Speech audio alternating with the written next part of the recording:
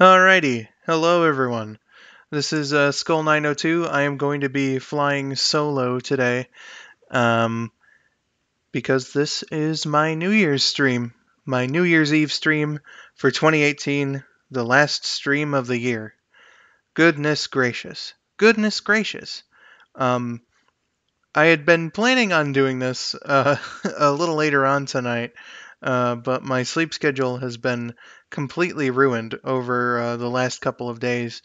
Um, I just decided to do it this morning. Or well, what's left of the morning anyway. It's currently 11:54 a.m.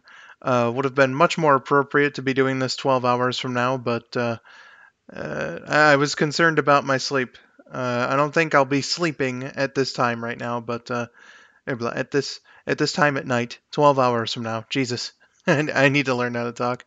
Um, but I just figured it might be a good idea because there are some people who live in other parts of the world, like the UK, for example, that you know are pretty far ahead as far as like time zones and all that are concerned. Uh, so I think to have a fairly decent, amount of people in the audience, if you decide to watch this, that is, uh, fair amount of people can catch this, and it'll be a decent time and everything. It's still New Year's Eve though, so that's like the perfect time to celebrate what has been going on for the last year or so.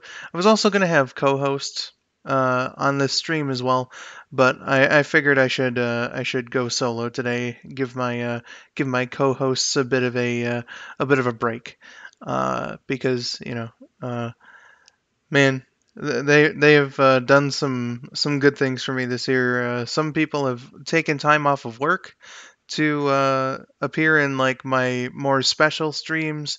Um, like I had people on Christmas Eve and Christmas. Sylv specifically was visiting with his family at the time that we were doing the Christmas Eve stream, and I can't be thankful enough that he like took the time to help co-host that one with me and everyone else that was there. But I'm getting a little mushy now, a little too early. I want to save most of my thoughts for the very end of this stream, um, so I think not too long from now, just after this little introduction, that we're gonna finally get into like the meat of this whole thing. I want to show off over the next hour or two, however long it takes, some videos from this year that I am like the most proud of, I guess you could say. Uh, the videos I thought were best of this year, which is why why the title is best of 2018, obviously. But anyway, in January, I was working on two sprite skits. The first one was Sonic's predecessor. I'm not going to be showing that one, but the second one was Knuckles is Lonely. And that's what I'm going to be showing to you all first. So, without any further delay, I've been on for nearly 4 minutes, but just in a few seconds here, we're going to get the start of Knuckles is Lonely. So, enjoy.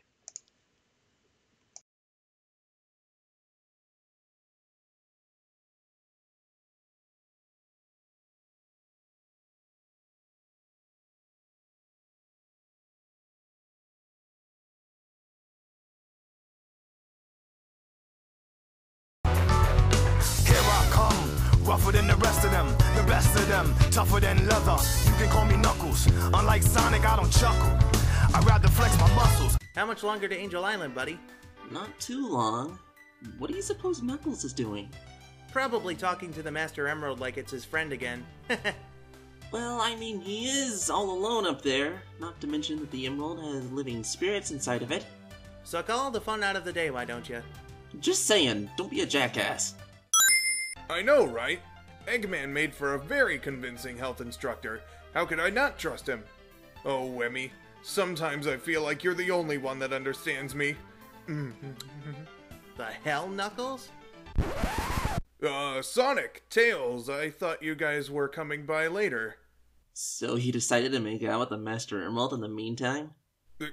No, And what's with the googly eyes? it's my only companion, okay? Who else am I supposed to talk to? That random monkey dude you never killed in Sonic 3? No one's been around in a while. Could sure use a good target for my coconut throws by now. My name's Monkey Dude. You could at least try to do it in, perhaps, a much less embarrassing way. Or do crossword puzzles? I prefer mazes, thank you very much. And maybe if you guys came over more often, I wouldn't have to talk to Emmy. If it makes you less crazy, I'm up for it. Yeah, me too. Well, good then. Oh, Knuckles! My truck broke down on a place with no roads. Could you please use your Master Emerald to... Was not expecting Sonic and Tails here. Sorry to waste your time. Guys, you scared off the nice truck driver. Wow. Wow. Knuckles, that was forget it. You guys ready for steak night at the Choker? You bet I am. Let's do this. Knock, knock, it's Knuckles, the blow thrower, independent flower, magical emerald holder. Give you the coldest shoulder. My spike goes through boulders. That's why I stay alone. I was born by myself. I don't need a posse. I get it on by myself. Adversaries get shelved.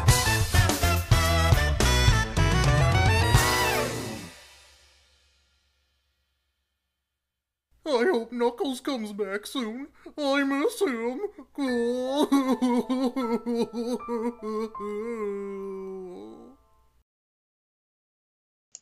They say the Master Emerald is still crying to this day.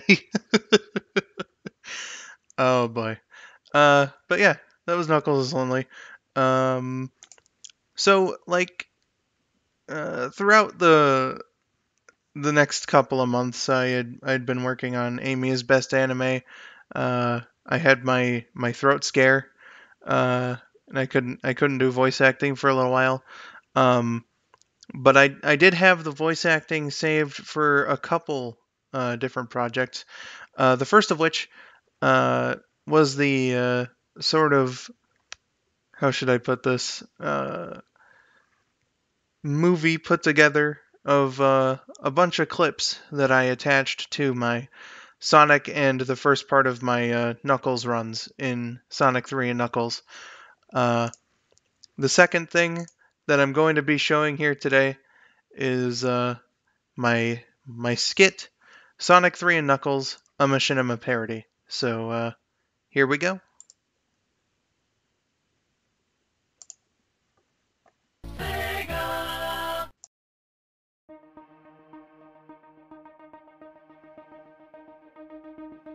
This is the story of a hedgehog, his faithful companion, an unbelievably gullible echidna, the Master Emerald, and the douchebag who wants to steal it. With Angel Island crash-landed into the ocean, control over the Chaos powers is on the line. Only one can stop him. An array of deadly obstacles awaits him. Will he be able to restore the island back to its natural state? Or will the forces of evil finally triumph, using the Master Emerald's energy and the Death Egg to take over the planet? Only time will tell.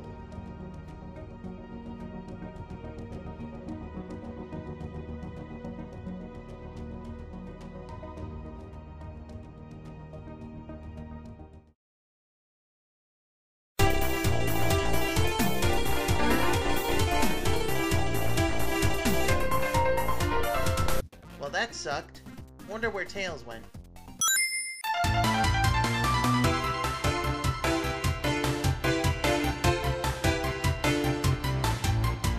How is this even possible? This is the worst case of retro-era knockback ever! No matter. Sonic, I'm coming!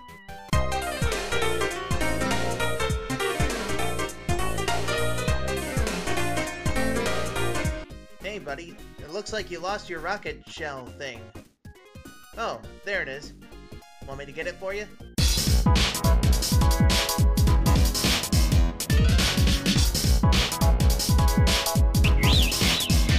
Stupid Robotnik. Doesn't he know these spike traps never work?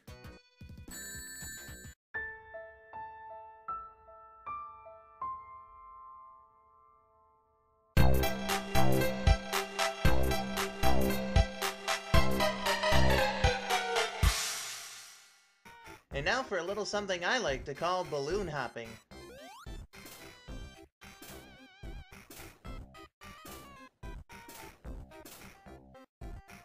Dang it!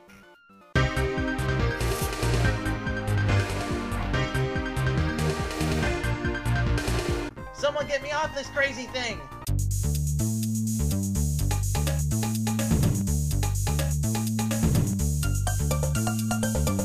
Man, these transport tube things sure are fun.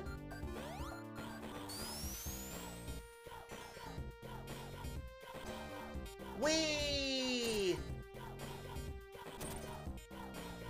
Wish Tails was here to do this.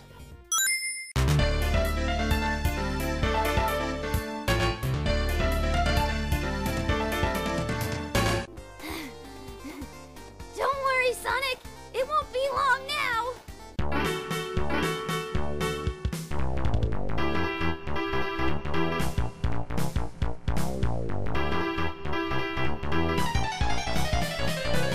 Huh, wonder what this does. Whoa, whoa, whoa, whoa, whoa, whoa!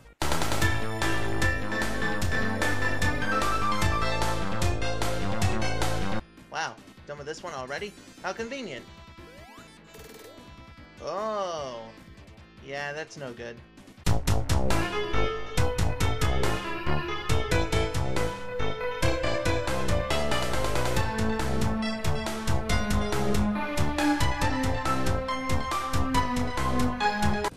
Ugh, doing this in the desert heat sucks.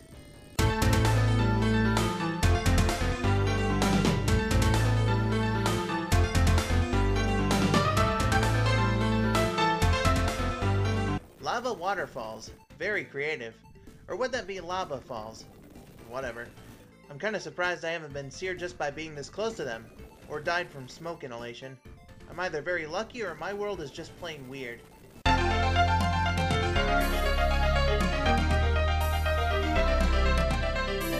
Wow. This Knuckles guy sure sucks at fighting. Is he just gonna keep repeating these same attacks? Jesus Christ, I could do this in my sleep! Come on, Knuckles, do something different. Ah well. It does get kind of fun after a while.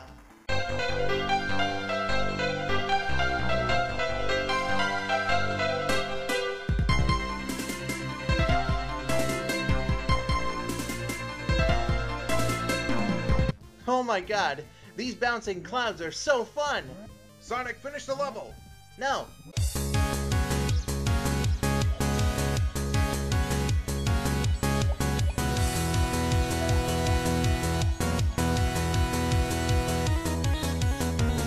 What's this?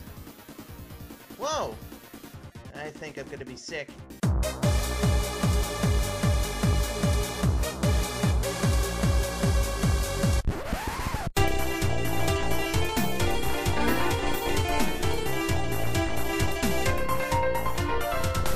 Well, the Master Emerald is safe and Angel Island has been restored to its proper state. This was a great adventure. Wish Tails had been here with me.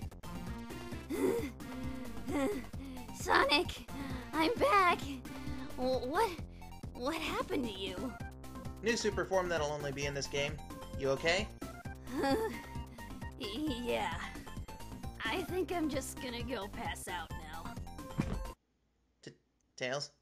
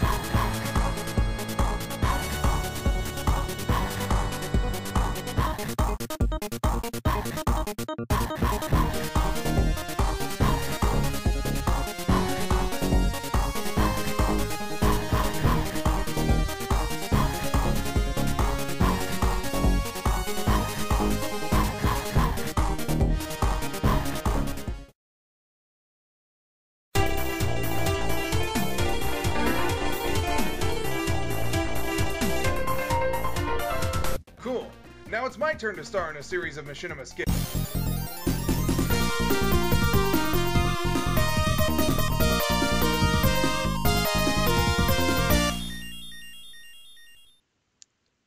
So yeah, it was Sonic 3 and Knuckles, a machinima parody, connected to my 3 and Knuckles LP. I already said all of this. I guess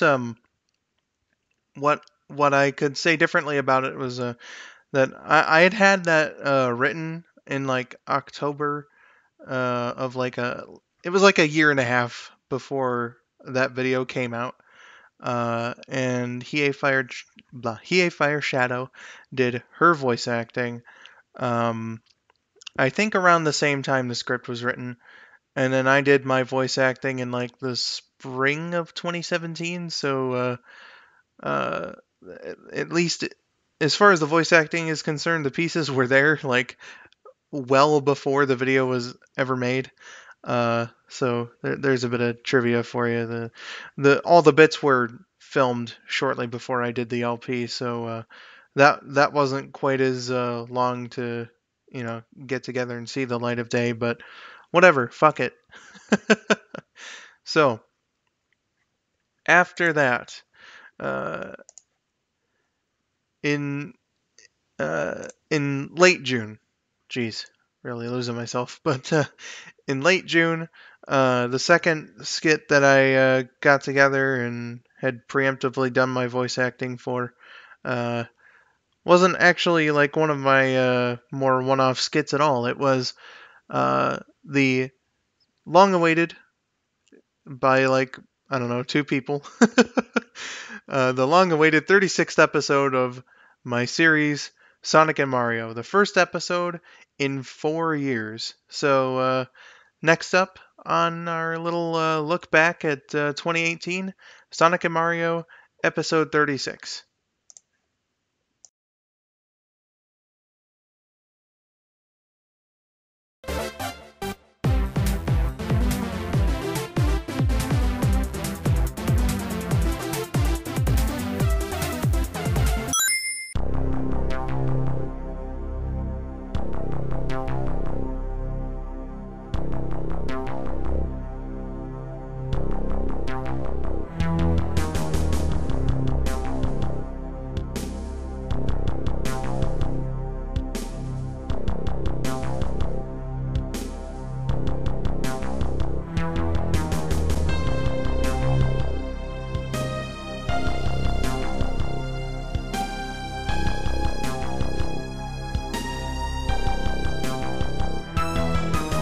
How does it feel, heroes, to be defeated twice at my hands?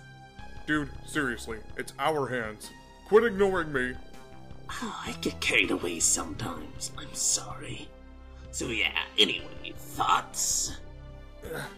It feels like I've been being beaten up for 4 years straight. Yeah, I know what you mean, Sonic. It aches so much. Well, I'd love to sit and chat, but I think I'm just gonna go use that currently off-screen robot of mine to kill you all now. Allow me to also be off-screen so I can get a good view of you all dying. Toodles! Well, that's pretty dark. Oh, who cares? Now join me. Alrighty then. Any last words? I hope they say Bowser is cool. Yeah, I've got some last words. Shadow, get us out of here! Are you joking? I can only use my powers to teleport myself. Dude, the 7 emeralds are right here. Oh yeah. Chaos Control! No! We had them! Why didn't you shoot when they were just standing and talking? Damn it. You can't tell me these things, man. So we're alive, but they still have that killer robot. Well, we still have the emeralds. Yeah, we're not totally helpless. Yeah, but even with the emeralds, we got beaten senseless. We're gonna need some time to heal and think up a way to destroy that thing. Did any of you see a weak point? Nope, that machine's pretty robust. Also, Perhaps we need some new weapons. what is it with you and weapons anyway? I like them. They make me feel good. What are we gonna do? I've got something in mind. What's that, Sonic? If the emeralds can transport us place to place... Chaos Control! Yes! What did you just do? Time portal, don't worry about it. What? Tails, Yeah, Sonic? I need you to keep the emeralds safe. All of you should stay away from Eggman and Bowser for as long as possible. I think I know how to fix all of this. I still don't understand. Time portals? What are you gonna do? You and I are gonna get you back home. As for everyone else, I may not see you again, at least not under these circumstances, so just in case, it's been fun. You in, Mario? This sounds absolutely insane, but yes. Good luck, Sonic. Stay safe, Mario. No worries, let's go. What the? The Princess Peach is a castle? Wait, hold on, listen. What happened here? Well, it's a long story. We're going to need your help. Okay. I thought it felt like a 2009, but how did you know that the emeralds could take us back in time? I didn't know for sure. Something just felt right, as if I've done it before. Convenient. So, what now? We're gonna look for the Chaos Emeralds. It was always too suspicious I found all 7 of them just bunched around at the end of Season 1.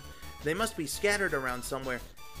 Mario, could you move behind me for just 1 second? Sure. Oh my god. Wow, we are idiots. Idiots indeed. With our 2 protagonists back in the past and already in possession of a Chaos Emerald, the course of history has begun to change. Will they be able to grab the rest and bring the past version of Mario's group back home? Find out on Season 5 of Sonic and Mario.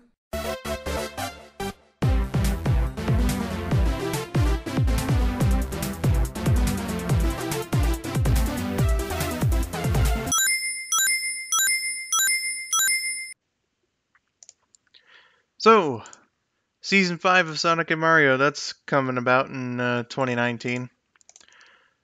So, after that, I had still been working on things, still making things, trying to do my best to get everything going.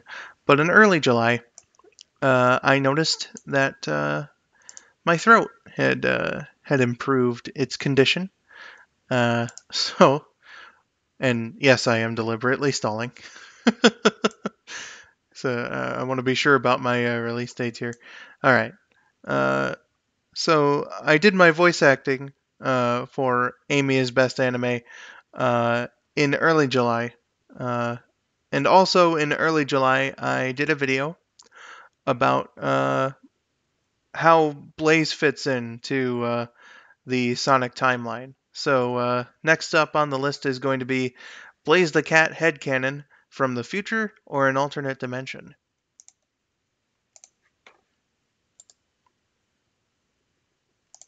Hey everyone, skull902 here. Remember when I said this? Blaze is a princess and guardian of the Soul Emeralds in an alternate dimension. In the handheld games, and possibly maybe from the future in the main series? Once again, Generations isn't helping things. Well, I've been thinking about it, and I believe I might have an answer. So let's do some speculating and try to answer a question asked many a time. Where exactly does Blaze the Cat come from? It's important to note that we actually do have an official answer from Takashi Iizuka, the head of Sonic Team. He once said that Blaze is simply from the Soul Dimension and that all the characters involved in 06 have amnesia regarding the event, due to how it ended. So why am I even making this video if the question has already been answered? Well, hold your fucking horses, I'll tell you why. Even though we have this answer from Iizuka, I do think we need more info, for 2 reasons. The first is that while it does seem like a fine enough explanation for where Blaze ended up after sealing Iblis into herself, he doesn't definitively say where she started out at any point in history, so we're still left wondering, did she get there from her origins in the future, or did that timeline just never exist in the first place? The second reason is, it seems to me as if Iizuka isn't terribly familiar with the continuity of the Sonic games, which is astonishingly weird considering he's been working on the series since the development of 3 and Knuckles. An example of this is his interviews regarding Classic Sonic, where it appears as though he believes that those games all take place in a separate universe even though Generations made it pretty clear that the classic characters were from the same timeline. So I don't know if I can really take his word on this one. As an aside, in terms of the comics, Ian Flynn said that he believes nothing related to 06 ever happened, at least where Blaze and Silver being friends is concerned. Sega doesn't want anyone knowing this, but that's secretly why he still hasn't been hired to write for the games. Hashtag, Sega ships Sylvain seriously, suckus. Now on to what I think could be the answer. The games I'm going to be basing my opinions on are 06 and Generations mostly, and then Rush kinda. You'll see what I mean. So, as previously stated, during the events of 06, Blaze sealed Iblis into herself and was sent somewhere else from it after Silver was unable to do the job himself. Then, at the game's end, its events are completely wiped from history after Elise blows out the original flames of disaster. We'll get back to 06 later, but how does Generations play into all this? Well, her character biography in the game states that she's from the Soul Dimension, and when looking at the opening cutscene, we can see that Blaze starts the game out at Sonic's birthday, but Silver doesn't. And furthermore, when confronting him before his rival battle, his text box shows that he remembers Sonic by name. This is very important, and I think it's the key to the answer. Using these clues, I think it makes sense to say that Blaze was originally from the future but must have been transported to the Soul Dimension. Her amnesia comes from Iblis being separated from her body due to the events of 06 being erased. She simply can't remember where she comes from, aside from vague details like being teased about her powers during childhood, and therefore must believe that the Soul Dimension is her home. Doesn't really explain her status as a princess, though. Maybe she did something heroic and the people gave her some kind of honors as a reward for her actions, I don't know. Since the handheld games are their own separate continuity, I'm going to imagine something similar to Rush happened in the main series timeline, and that's how Blaze knows Sonic. Meanwhile, this also provides an explanation for Silver's existence in the main series. The post-apocalyptic future he comes from being cleansed from history also undid his birth. With this in mind, crossing into the Soul Dimension would be the only explanation for Blaze's continued survival. But, as the Time Eater is a space-time manipulating god, I imagine Eggman somehow discovered this abandoned timeline while formulating his plan and brought it back into existence as yet another alternate dimension, restoring Silver to the living in the process and making him the only character involved to remember the events of 06. At least up until Blaze went away, or maybe slightly before then. It'd have to be after he and Sonic made amends, again considering his pre-fight dialogue. So those were my thoughts on the subject of Blaze's origin. Do you agree, or do you think I'm unbelievably dumb for even thinking up such a crackpot theory? Let me know in the comments. I've been skull902, thank you for watching, and have yourselves a wonderful day.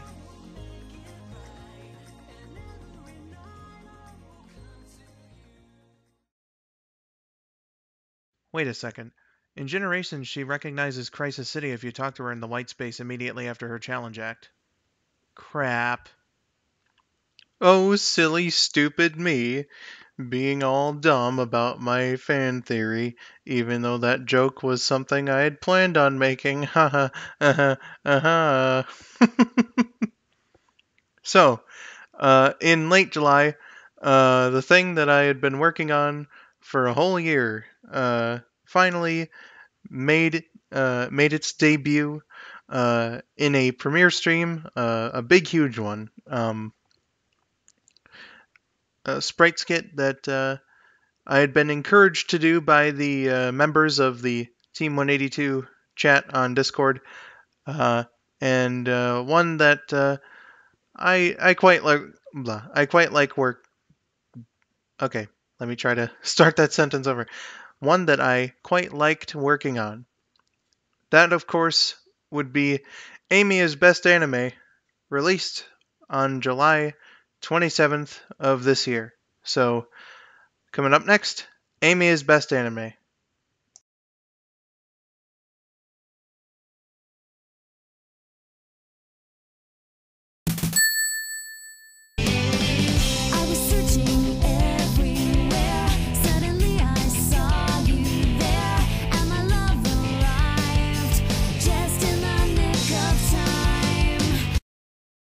Amy, what are you doing?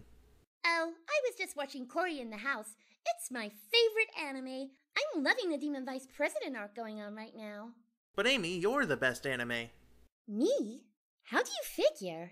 Because Big said so on a show completely unrelated to this. Well, what am I supposed to do about it? Clearly you need to star in an anime. So, let's get to it. Okay, I think I've got an idea. I hate it when I have to skip breakfast. Anyway, the school play of Romeo and Juliet is in a month, and auditions are today. I hope I get to play Juliet to Sonic who's Romeo. Then I could tell him how I feel before the big kiss. But Amy, what if it doesn't work out? What do you mean, what if it doesn't work out? It'll be fine. Oh, there he comes now. Hi, Blaze. Amy-chan. Greetings, Sonic-oo. Oh my god! Oh my god! Oh my god! Oh my god! He noticed me! Make a good impression, Amy. Soniku, have you done something with your sprite? Yeah, they changed it. Oh, looks good. See you when we play Romeo and Juliet in the play. Oh no, I ruined everything! Need help? He's helping me. So kawaii. Good lord. Hey, can we change the genre? This is getting kind of weird.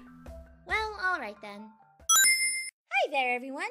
So, we were gonna do a parody of magical girl shows like Sailor Moon, but there was a big fire that cost us our costumes and, the seamstress died. We're really sorry about having to cancel the scene. What? Is my grand entry in the short ruined because some asshole got insecure about his ability to edit sprites? What? No, of course not. Not at all. Well, I hope the scene we're replacing it with is actiony. I need some manliness in my... Wow, look at Sonic over there. Even though he can't swim, he's so composed on the beach. It's really something to be admired. God, I hope I don't drown. I am going freaking nowhere near that lake. Nuh-uh. So strong. He sure is. Oh, hi Green. How's it going? Just having fun in the sun with cheese. Well, that's good. Gee, I sure do love beach things like swimming and playing beach sports like beach volleyball. On the beach. I'm gonna make a run for the snack bar. Hey, wait, Amy? Cream? Why are you guys still in your normal clothes? Doesn't that get hot?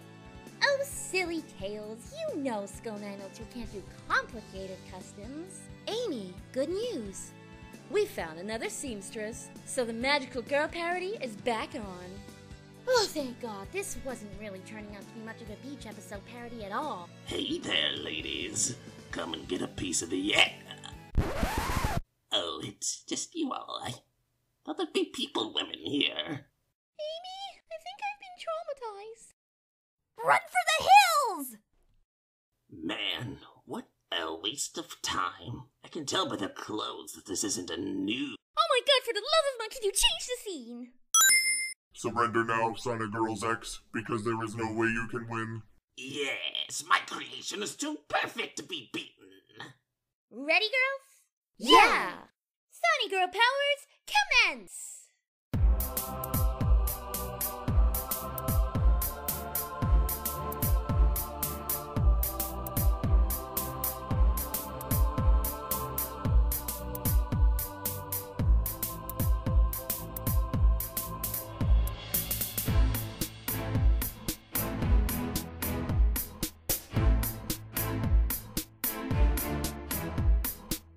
Sonic Girl Red.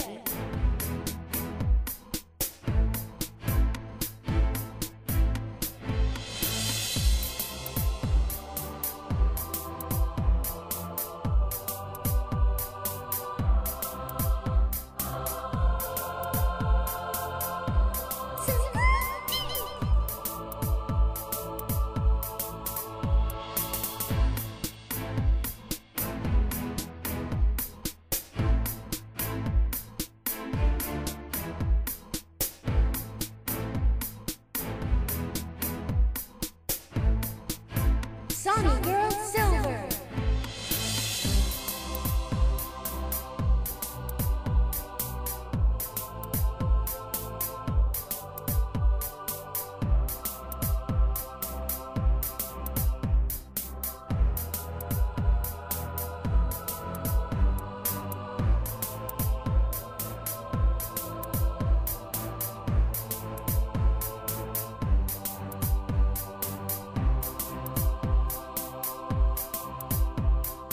Sonic Girl Blue.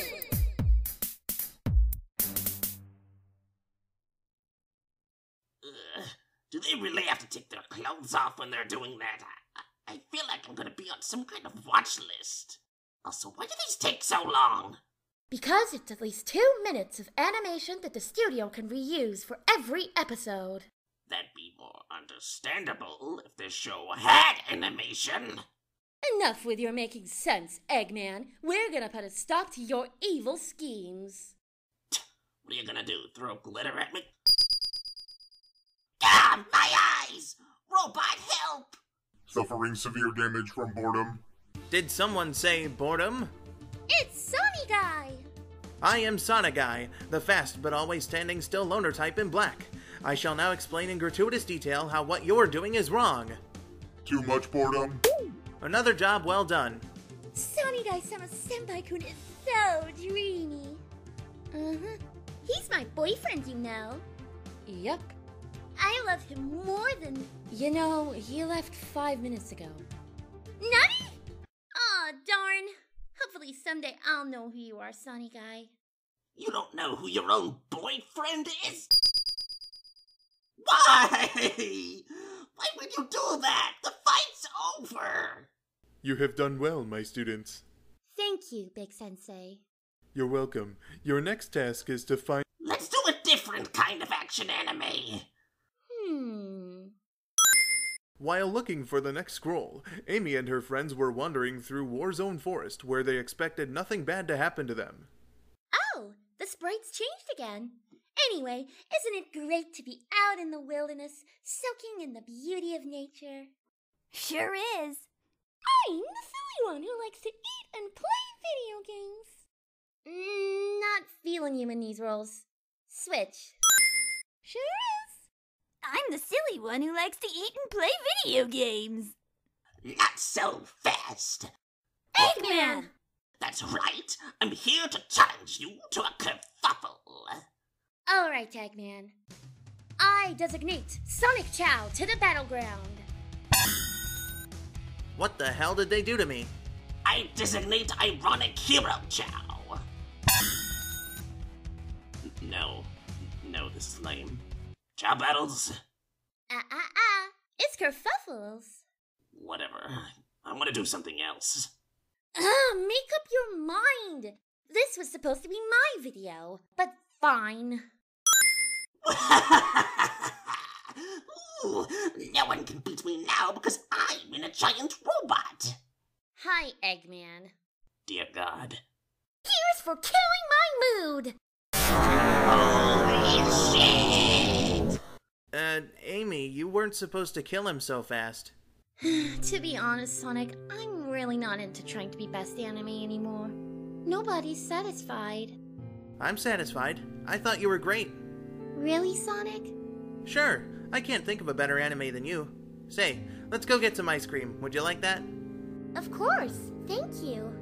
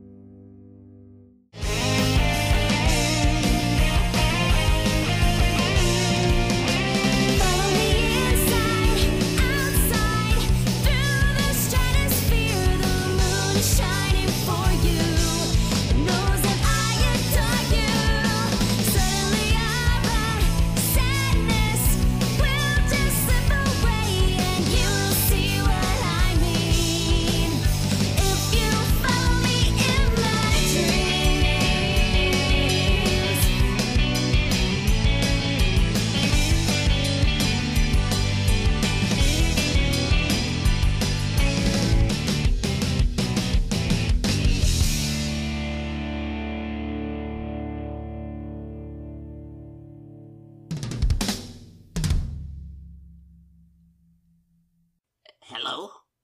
Can anyone help me? I think there's a high chance I might die from the severe injuries I've sustained. Hello? Oh well, I better go and fix it myself. Standing hurts. And that was Amy's Best Anime. The best performing video this year, 1,600 some views. Which surprised the shit out of me. I mean, I know that some people on the Team 182 chat have been like looking forward to it, but I didn't think it was going to get that kind of a response. But then again, I didn't think I was going to get that many people watching the stream, so you know, I guess it was a pleasant surprise. Very pleasant.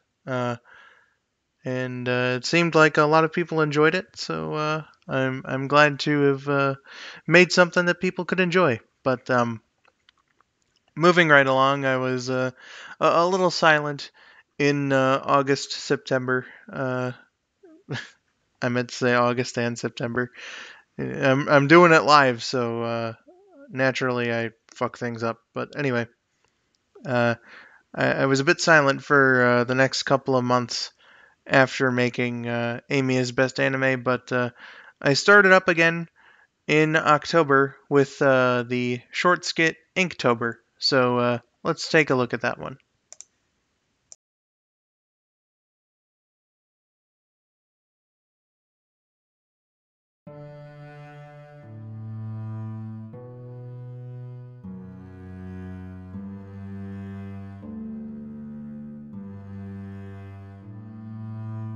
Welcome, one and all, to this showcase of artistic excellence. I am skull902, and I shall be your host for today's festivities. The yearly tradition of Inktober is upon us, where multiple artists will be showing off their skills to celebrate the occasion throughout the month. Let us take a look at this piece, called Welcoming Spill. As you can no doubt tell, this might just be the finest example of artistry in human history. To the average uncultured plebeian, also known as a normal person, this may just look like it was drawn up in the space of a few minutes by someone who was bored. But to the superior ones of us who know true beauty when we see it, we can tell that this art holds a plethora of subtle, deep hidden meanings, which I will now decipher. The first thing you may notice is the use of colors. This quite obviously references being in a state of perpetual depression, never to break free from the straps of sadness that holds the individual down. Next, we shall take a look at the shape of the object depicted in this majestic display of culture. It doesn't fill the size of the canvas, nor is it even. This is to say that the piece depicts the mind of a mentally insane person who is unable to think outside the box. The third thing we must take into consideration is that some parts of the shape of the object in question go beyond the borders of the canvas. The word edge may be used as an appropriate replacement for the word borders, and thus, this part of the drawing represents the edge of your seat thrills provided by the acclaimed television program Gullah Gullah Island. Next, we should take note that the word high is written in this exquisite shape, but the word is off-center, plus the lettering is misshapen and non-conforming. This is to teach the observer that not all friendly greetings are genuine, and that you must keep a lookout for those who hold contempt for you. Lastly, we must take note of the fact that this art was done using the ink tool in the GNU image manipulation program, otherwise known as GIMP. This is to show that much like our actions, ink is permanent, and is not at all a stupid way to reference the Inktober naming of this event. And there we have it. I hope you have seen by now that I was just bullshitting with this drawing I quickly made with little to no thought put into it beforehand. If you would like to see some actually beautiful art, I would personally suggest watching Bob Ross. That will be all for today's exhibition. Thank you for joining me.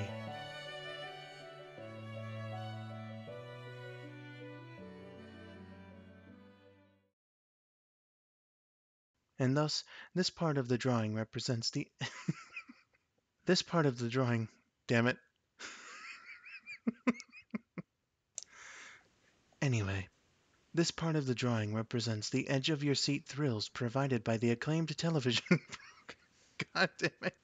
This part of the drawing represents the edge of your seat thrills provided by the television... God damn it. I'm losing myself. This part of the drawing represents the edge of your seat thrills provided by the acclaimed television program Gullah Gullah Island. And that was Inktober. I'm going to correct a mistake that I made in between the last two videos, like just before I showed that one. I wasn't silent in August. I did my my whole retrospective, 10 years plus one of Skull902, which I was originally planning on showing when I was going to do this like a little later on during the evening, but quite frankly, you know, I'm already like pushing my sleep, and I want to make specific time to show you guys that 3-hour video, and I don't think that showing it amongst a whole bunch of other videos would be the best time to do so. So yeah, so I wasn't silent in August. It's just I won't be showing that video here today. So next up, what we have is the skit that I did for Halloween. That would be the dumbest trick in the book. So, yeah, good stuff. Good stuff. Please do enjoy. Unless if you didn't enjoy the video. So, yeah, whatever. I'm showing it now.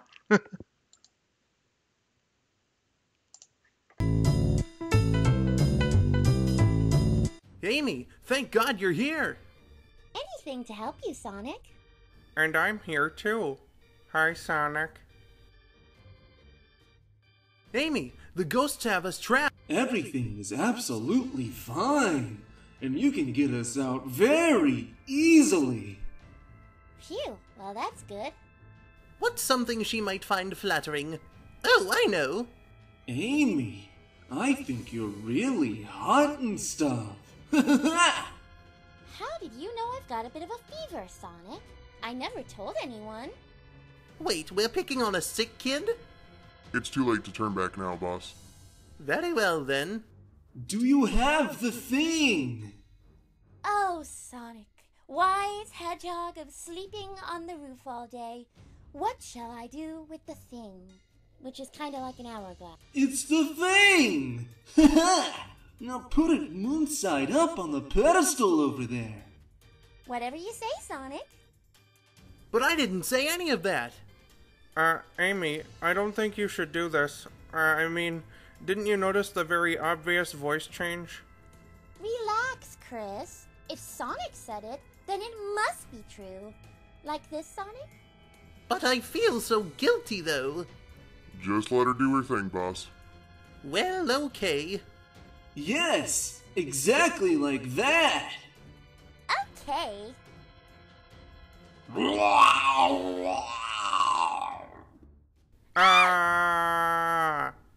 Oh, I just can't. What? You're just so stupid. You fell for a trick we had literally thought up 5 minutes in advance. You know what? Please, take your friends and never return. Especially you. You give me the creeps. Yeah, I'm Sonic's best friend. Sorry to have even thought you'd be worth the challenge. Now, good day. It probably seemed crazy, a graveyard theory. A ghost tried to approach me, he got leery. Thanks, Amy. Your rampant idiocy saved the day. Haha. That skill of yours really came in handy. Oh, I'm not actually dumb. I just thought acting really stupidly would frustrate them enough to let us go. I didn't think it would work, but hey. Looks like you didn't stand a ghost of a chance against you, Amy. You sicken me. Yes, haha! Exactly, haha! Like that. So, November was a pretty slow month. I only had one skit come out in there, which I will not be showing during this stream. Before I move on, actually, concerning the last video, the song "A Ghost's Pumpkin Soup" by the lyrical master Hunted P was featured in Dumbest Trick in the Book, and for the Halloween stream, I was originally planning on singing over the instrumental to that song, but I didn't do it because I'm very bad at singing in a live environment. So there's some more shitty, useless trivia. But yeah, so November was a pretty slow month, but December I think I did fairly okay in December. I ramped things up. I got like how many videos? Let's see, 2, 3, 4, 5, 6, 7, 8, 9, 10, 11, 12, 13, 14, 15, 16, 17 videos this month, which I believe matches my performance from last year. Actually, all things considered, this is the 18th video this month, so better than December last year, even potentially. I don't fucking know, but aside from all that, in December, I started using the little skull character that plushy child who is in the chat right now designed. Slightly edited by that hat guy and one of his buddies. But it's it's still plushy child's art. I started using that little dude in a few videos of mine. Namely, I started the Rule of Three series back at the beginning of this month, and what I would like to do now is, without me talking in the middle of each one, I want to show you all 4 episodes of Rule of Three that have come about uh, since since the series started. So yeah, episodes 1 through 4 of Rule of Three coming up.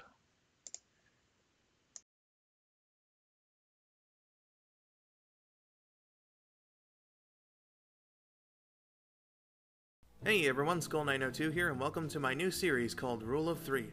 Let me explain the format. I've heard before that it takes 3 installments of a series to really gauge your interest in it, and I thought it'd make for something interesting. So I'll watch 3 episodes of a show, read 3 issues of a comic, listen to 3 songs on an album, etc. to see if I can get into it. The only exceptions I can think of are films, where I believe there's enough story in a single installment to make that kind of judgment, and some web shows. It depends on the length of episodes. If I'm not interested, well, I gave it a shot.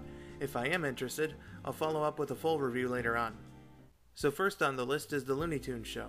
It premiered on Cartoon Network on May 3rd, 2011 and ran until August 31st, 2014 for a total of 2 seasons and 52 episodes. I remember my first impression being not so good, but that was because the art style took a little getting used to.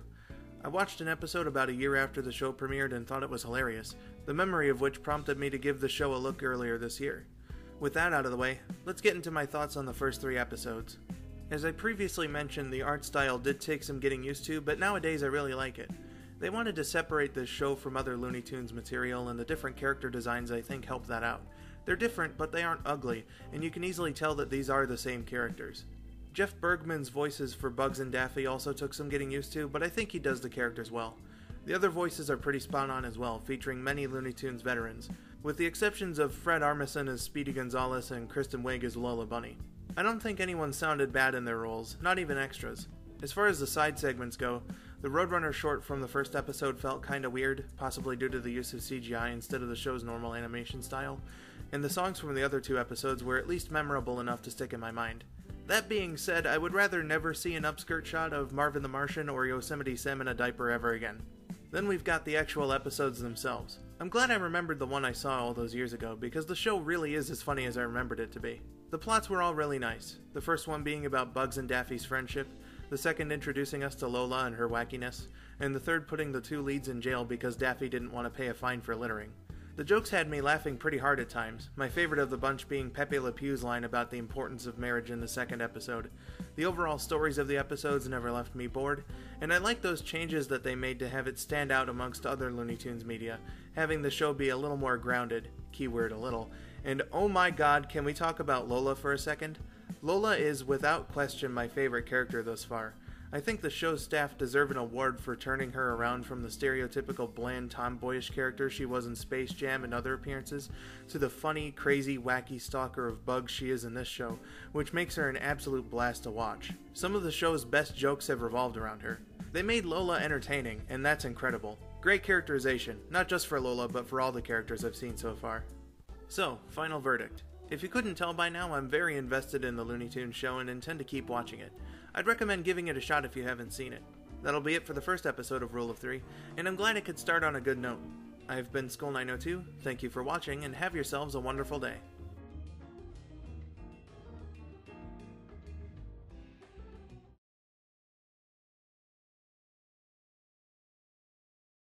I've heard before that it takes 3 installments in a series to know if you're interested in it, and I'm here to test that out. Hey everyone, skull902 here, and this is Rule of Three. After starting on such a good note last time, I turned my attention to another series I had gotten plenty of recommendations for, My Hero Academia. For this video I watched the first 3 episodes of the anime, so I won't know any of the differences between it and the manga up to the point where I left off. MHA was created by Kohei Horikoshi and the anime premiered on April 3rd, 2016, almost 2 years after the manga got started. So what was my first impression of the series? Stay tuned to find out. The presentation was about what I was expecting. The show has some nice music and looks fine, with the exception of a couple character designs, such as All Might's normal form, that were a little freaky to me, but that's probably what they were going for. The animation was pretty fluid for an anime series, and I like the English voice actors. Deku's voice kinda surprised me though. I thought it was going to be higher pitched. The story got off to a fairly slow start. I know they're setting things up and all, but I thought the main cast would be in the classroom by the time the third episode was done. There were some things I found to be a little hard to believe, like how All Might was born and then all of a sudden 80% of the population now had superpowers, and how those with quirks have less body joints. They say it's because their bodies are evolving to be more sleek or whatever, but I fail to see how having less joints is an improvement. I've gotta say though, the show has a penchant for comedy. Even if the jokes aren't exactly gutbusters, I could at least appreciate them. As far as characters go, again, I didn't see as many as I expected, and the progress of these episodes was pretty slow. Ochako had like 2 lines near the end of the third episode, so I've got pretty much nothing to say about her. She seemed nice, I guess. Right now I kinda can't stand Bakugo. He doesn't come across as even that likable kind of jerk.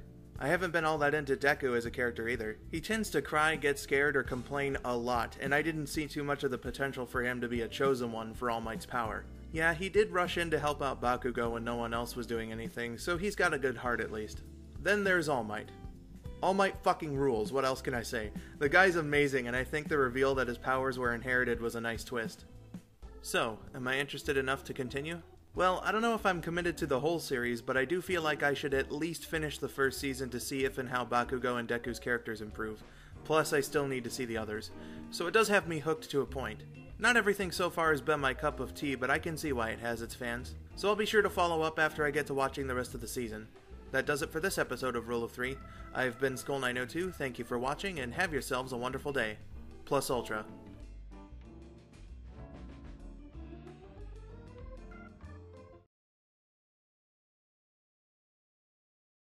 I've heard before that it takes 3 installments in a series to know if you're interested in it, and I'm here to test that out.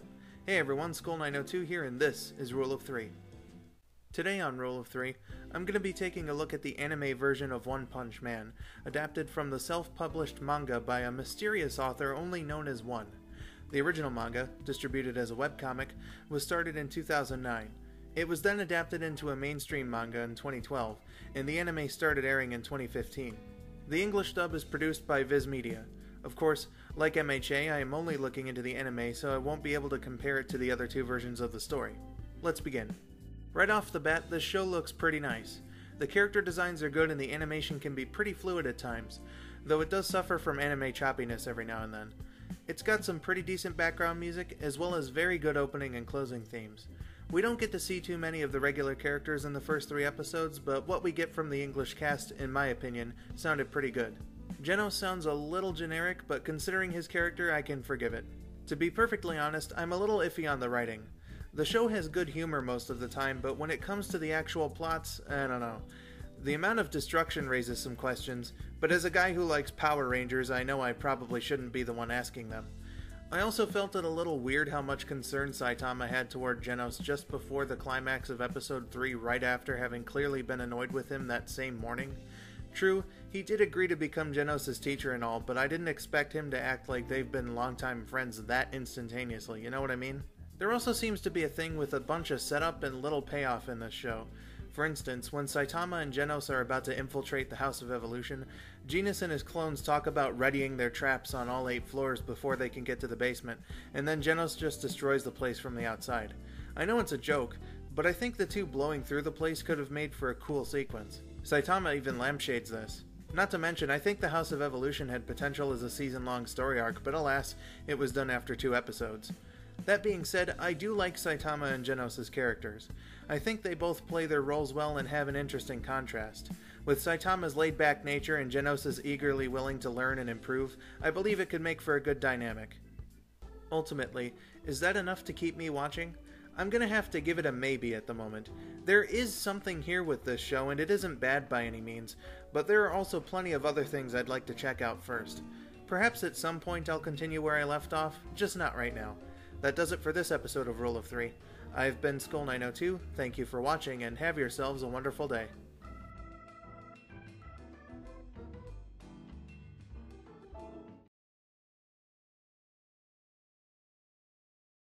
I've heard before that it takes 3 installments in a series to know if you're interested in it, and I'm here to test that out. Hey everyone, skull902 here, and this is Rule of 3. On this day last year, I decided to review The Last Game Cartridge Hero, a story from the infamous Sonic Live comic published by Archie. In it, I mentioned that Archie and Sega had decided to break off their relationship, most likely due to their legal dealings with Ken Penders, and that IDW was to publish their own Sonic comic in 2018 after picking up the license. They started with 4 Sonic Forces tie-in comics near the end of 2017 that were pretty good aside from the 4th one, which was just okay. The comic proper began on April 4th, 2018. So, after reading the first 3 issues, what did I think? Well, the comic from what I've seen has a pretty good selection of people working on it. The art is well done, no matter who's drawing it, and I like that the artists can show off their own style with the illustrations. The action was well done, character expressions can be pretty great at times, and I can't recall anything that looked wrong. I'm not going to get into too much detail about the characters from the games, because they're all true to the source material except for maybe Sonic being slightly more rude, and if you want to see why I like the ones that have been featured in the comic so far, you can watch my top 10 Sonic characters video. Rough and Tumble are the only original characters that have shown up through 3 issues, and they're just about as well done as you'd hope some bumbling troublemakers could be. They're no Bulk and Skull, but it takes a lot to get up to their level. The stories themselves are all quite short, but I think that works out pretty well when you've got the talent of the writing staff providing a lot with the small amount they're given to work with. I also think that makes things easier to take in as well.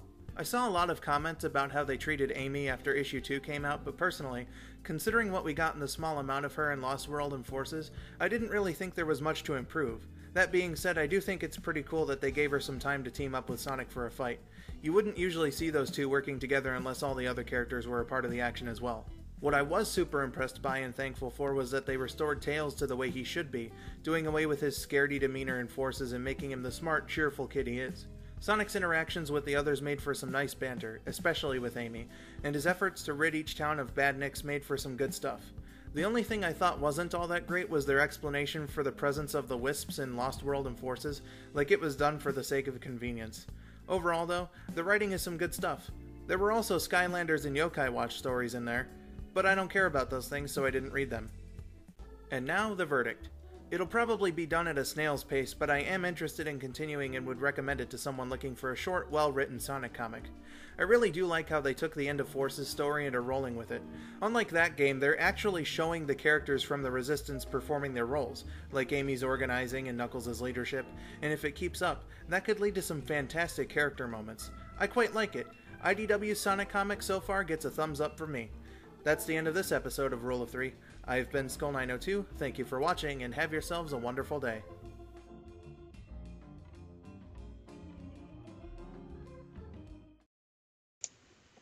So, aside from Rule of 3, this month I released a couple of the sort of my thoughts opinion videos.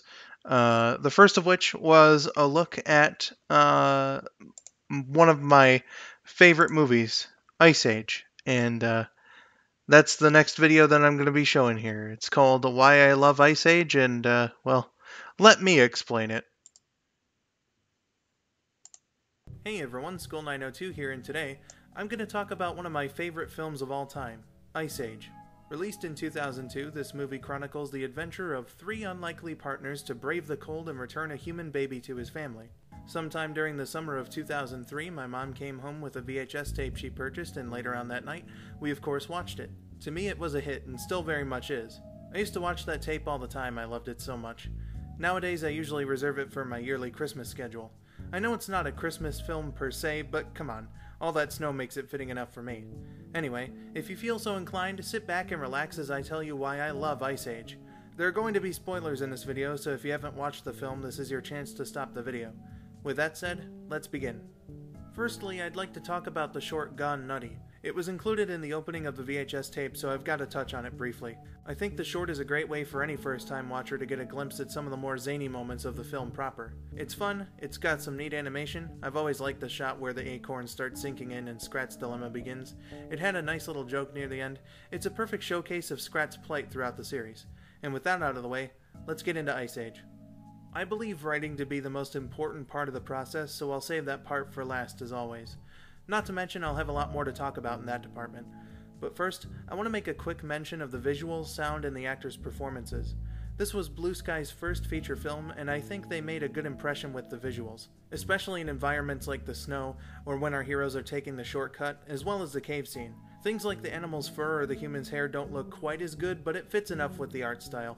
The film's score was done by David Newman, and all the tracks sound very nice, doing a good job keeping up with the film's tone, whether it be the fun, wacky bits or the more serious stuff. Nothing sounds out of place, and a lot of the music will still come to mind every now and then. Something else I like about the music is that there are a couple of variations on the film's main theme, which I think is a nice touch. Overall, the film treats my ears very well with its sound. Continuing on that note, we have the voice acting. Our main trio are voiced by Ray Romano, who plays Manny, John Leguizamo, who plays Sid, and Dennis Leary, who plays Diego. All three do an excellent job with their performances. The characters all sound exactly the way they need to, and I don't recall a line reading that sounded bad.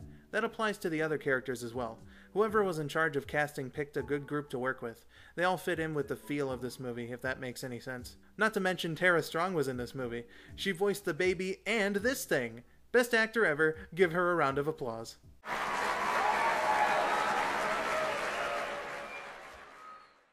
With the more aesthetic stuff out of the way, I now want to get into the writing because believe me, it's some great stuff. I'm splitting my thoughts on this into two parts. First I'll talk about the plot and then the characters. What I see in Ice Age is a film about companionship and loyalty. The three main characters all come from different walks of life and have to learn to deal with what makes them different to reach their end goal, returning the baby, named Roshan, home. The experience eventually turns all three into good friends after a harrowing adventure. Along the way, not only do they deal with each other, but also some dangerous situations. One thing I like about this film is that the writers were able to go from fun and zany to dramatic in a short amount of time without making it look jarring. A good example of this would be when the herd are chasing after Roshan in the icy shortcut, immediately followed by the cave scene. It felt like a good transition. This is also the case in the final confrontation between the herd and Soto's pack. They go from a nice little bit with Sid snowboarding and fooling the Sabres with a fake baby, then Manny blindsiding them with a huge surprise, to the moment where Soto and Diego slowly creep up on Manny before Diego tells Soto to leave the mammoth alone. Soto taking Diego out and then meeting his doom after a well-timed strike by Manny, and Diego being redeemed for originally plotting to kill Roshan with his pack. Even the reunion has a bit of tension as Roshan's father draws his spear on Manny before he's able to see his son and calls off the other humans before they can ambush Manny and Sid. And then we get the reunion between father and son, the trio all say goodbye, and Diego is revealed to be alright after the fight from earlier. Some might feel differently when it comes to scratch bits in the movie, but personally I don't question it at all, and I think it shows the talent the writers had while making this film. It's an excellent story with incredible characters. Speaking of which, how about we talk about them now? First, I'll talk a bit about Soto's pack aside from their leader. Zeke's amusingly insane, Oscar's kind of a douche, and Lenny's, well, fat. We don't see or hear much from them, but they serve their roles well. We've also got the extra characters like the rhinos or dodos that, even with their lack of importance to the story, are still entertaining and in some cases can even deliver some of the more quotable lines in the film. Soto, as the antagonist, also serves his role well. He's ruthless, intimidating, cold, and has a sensical motivation. Humans killed half of his pack after all, but he definitely took his revenge plot way too far. As far as Roshan goes, well, he's a baby. It doesn't take too much for a baby to be well written. But he's still voiced by Tara Strong, so he's obviously the best character in the film. Give her another round of applause.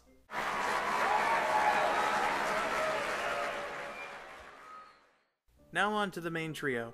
Sid's kind of a lovable loser. He's cowardly and talkative to the point of annoyance, but he makes up for it with his humor and commitment to his friends. Manny is strong and tough-willed. He doesn't screw around and doesn't take anyone's crap, but through his tough exterior we do see a softer side, which I'll talk about a little later. Diego is full of skill and determination. He's agile, and I think he's the most intelligent of the three, with his being able to trick Manny and Sid, as well as his penchant for tracking. Something I didn't notice as a kid and think is a really nice thing about their dynamic is that at the start of their journey, they're all doing it for different reasons, and through character development, slowly start to do it all for the same reason. Sid is through and through doing it out of compassion. He is literally a mammal that cares. His family did abandon him at the start of the movie, so he doesn't want to see the same thing happen to Roshan. He doesn't need to be convinced to help bring the baby home, and while he is a goofball and uses Roshan to try flirting with a couple of female sloths, you can tell his main thing is looking out for the baby and making sure he goes back to the humans safely. Honestly, I think it makes him the glue that keeps the herd together. Diego starts the adventure doing it out of deceit. The only reason he cares about the baby at first is to bring him back to the Sabres and prove himself worthy to his pack as a hunter. He's the last of the three to turn toward compassion, which I think starts after seeing Manny interact with Roshan during the cave scene, is strengthened when Manny saves him from falling into the river of lava, and is solidified during the campfire scene, which leads him to admit that he set the other two up and apologize for it.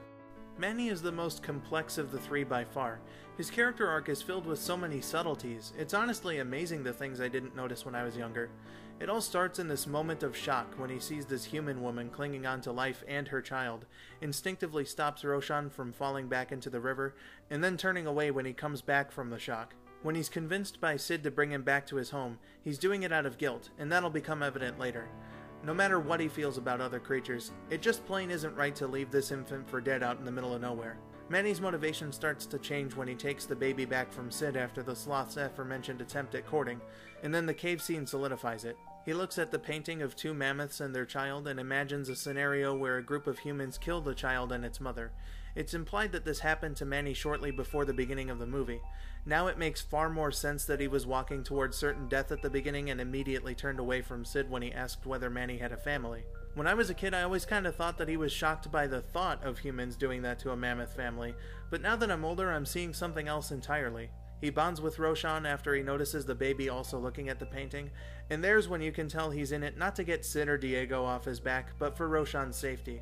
It can be seen that he cares about the others as well when he saves Diego from falling, explaining that that's what you do in a herd. You look out for each other. It needs to be said again, the way the writers did all this was amazing, and I can't admire it enough. It makes the herd's friendship believable. On the surface, it's simple enough for kids to understand, and then when you get older, you notice all the intricacies. Very well done indeed. In conclusion, I think Ice Age is a great movie with a perfect balance of comedy and drama, and would recommend it to anyone who hasn't seen it. The film is absolutely beautiful with no shortage of great moments, and introduced me to a couple of things too. I believe this was the first time I had ever heard Jack Black, and this movie was my introduction to the song Send Me On My Way by Rusted Root, with its fantastic usage for the montage scene. I absolutely love that song and forever will associate it with this movie. The characters are superb, the story is excellently handled, the soundtrack and visuals hold up, and that's why it's one of my favorite films. I could go on, but I think I've talked this movie up to you all enough. I hope you enjoyed my look at the film. I've been skull902, thank you for watching, and have yourselves a wonderful day.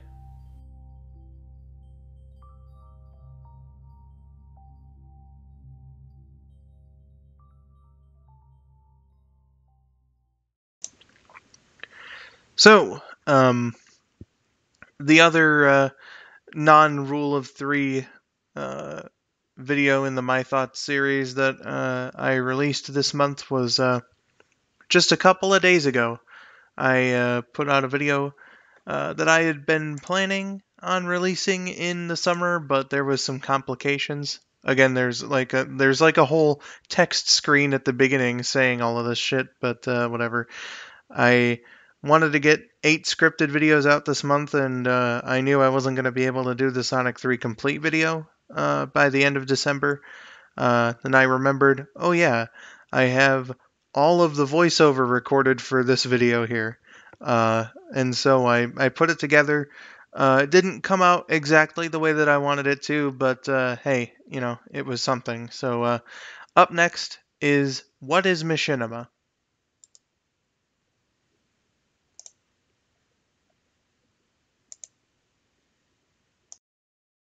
Hey everyone, skull902 here, and today I wanted to talk about a subject I've been doing some thinking on as of late. What exactly is Machinima? If your first thought was, isn't it that YouTube network with the really crappy policies and the bad logo? That's not what I'm talking about. I'm referring to the method of filmmaking from which that company takes its name. Well, isn't it just movies made with video games, you might be asking? I personally think that's a bit too simple of an explanation.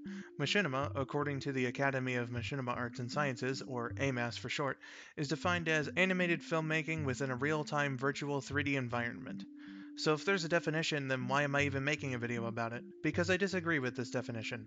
Having made a Machinima short myself using a two-dimensional game, itself having been partially inspired by another, I think that definition adds too much exclusivity. So how would I define Machinima? Let's get into it. Again, I will state that I personally don't believe the environment needs to be three-dimensional. For example, if I went into Super Mario World and filmed this... What up, homies? It's your boy, Mario! That counts as machinima. All that needs to be done is a simple edit to get rid of the heads-up display or HUD, sync up the sound, and insert the music track. At the same time, I see films described as machinima which I don't really think fit in. So what doesn't count as machinima? Most movies made in Gary's mod or source filmmaker. Why most and not all? I'll get into that a little later. But in the vast majority of cases, movies made in Gmod or source filmmaker don't qualify as machinima in my opinion, because while assets like models, maps, and sounds can be taken from various games, they are animated by hand.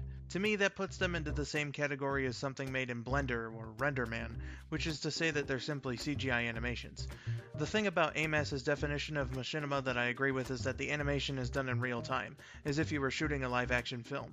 Big props to those that do spend a lot of hours carefully animating in Gmod or source, but to me, that's not machinima. So with that in mind, it seems like my definition would be a real-time animation made in a virtual engine that was not designed with filmmaking in mind. However, that's not actually the case. Some game companies have implemented tools in their games to help machinimators make their projects. For instance, when Bungie took notice of Halo machinima such as Red vs. Blue gaining popularity, they introduced the alert carry in Halo 2. In Halo 1 it was a glitch. But even more crucially, the free-roaming camera in Halo 3's theater mode. The camera was a huge help to those making machinima. Long gone were the days of having to totem pole or stand on the barrel of a tank to get a certain camera angle. In addition to still shots, this let you do crane shots, track shots, overheads, you name it. A similar thing can be done in Minecraft's creative mode. Remember when I said most Gmod or source films don't count as machinima? This is what I mean. Some Gmod films will involve the use of real-time human puppetry or letting the physics engine do its thing. As for Source Filmmaker, any source-compatible game will let you import gameplay clips to the program and let you render them out, so you could make a movie entirely by playing, say, Team Fortress 2, spruce up the footage a bit by using more advanced lighting or filters and rendering it.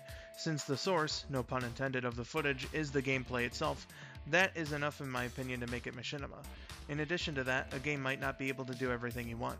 The definition at the beginning of this segment actually doesn't account for things like special effects that would otherwise be impossible in-game or video editing at all. Even something as simple as cropping out the HUD of a game would disqualify it as machinima under this description. And now the important question. What is my personal definition of machinima as a style of filmmaking? I think it can be defined as a real-time animation made in a virtual engine that's primary purpose is not filmmaking, and which can be edited to fit the needs of the creator.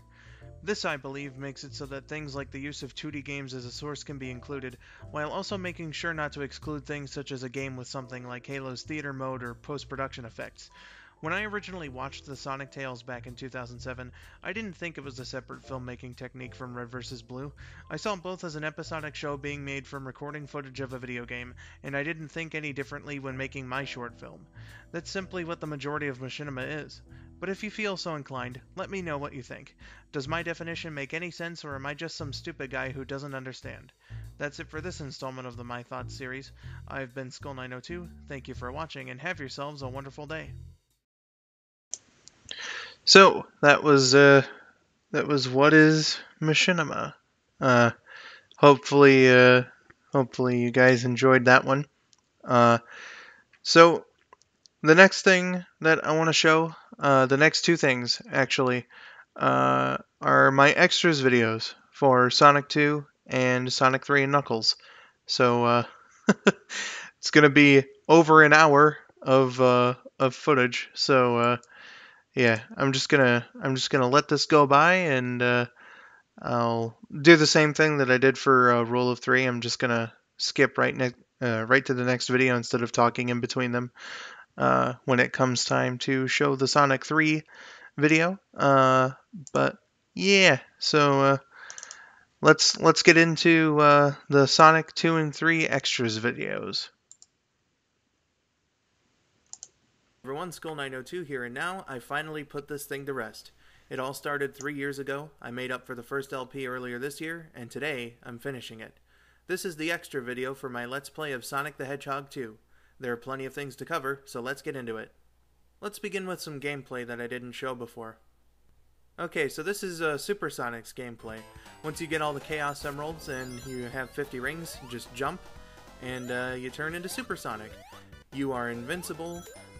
You are faster, except for when you're rolling. For some reason, Super Sonic has like a slower roll when he's rolling. It actually fucks up his momentum, which is weird. And they didn't fix that until Sonic and Knuckles. But invulnerability, he's faster.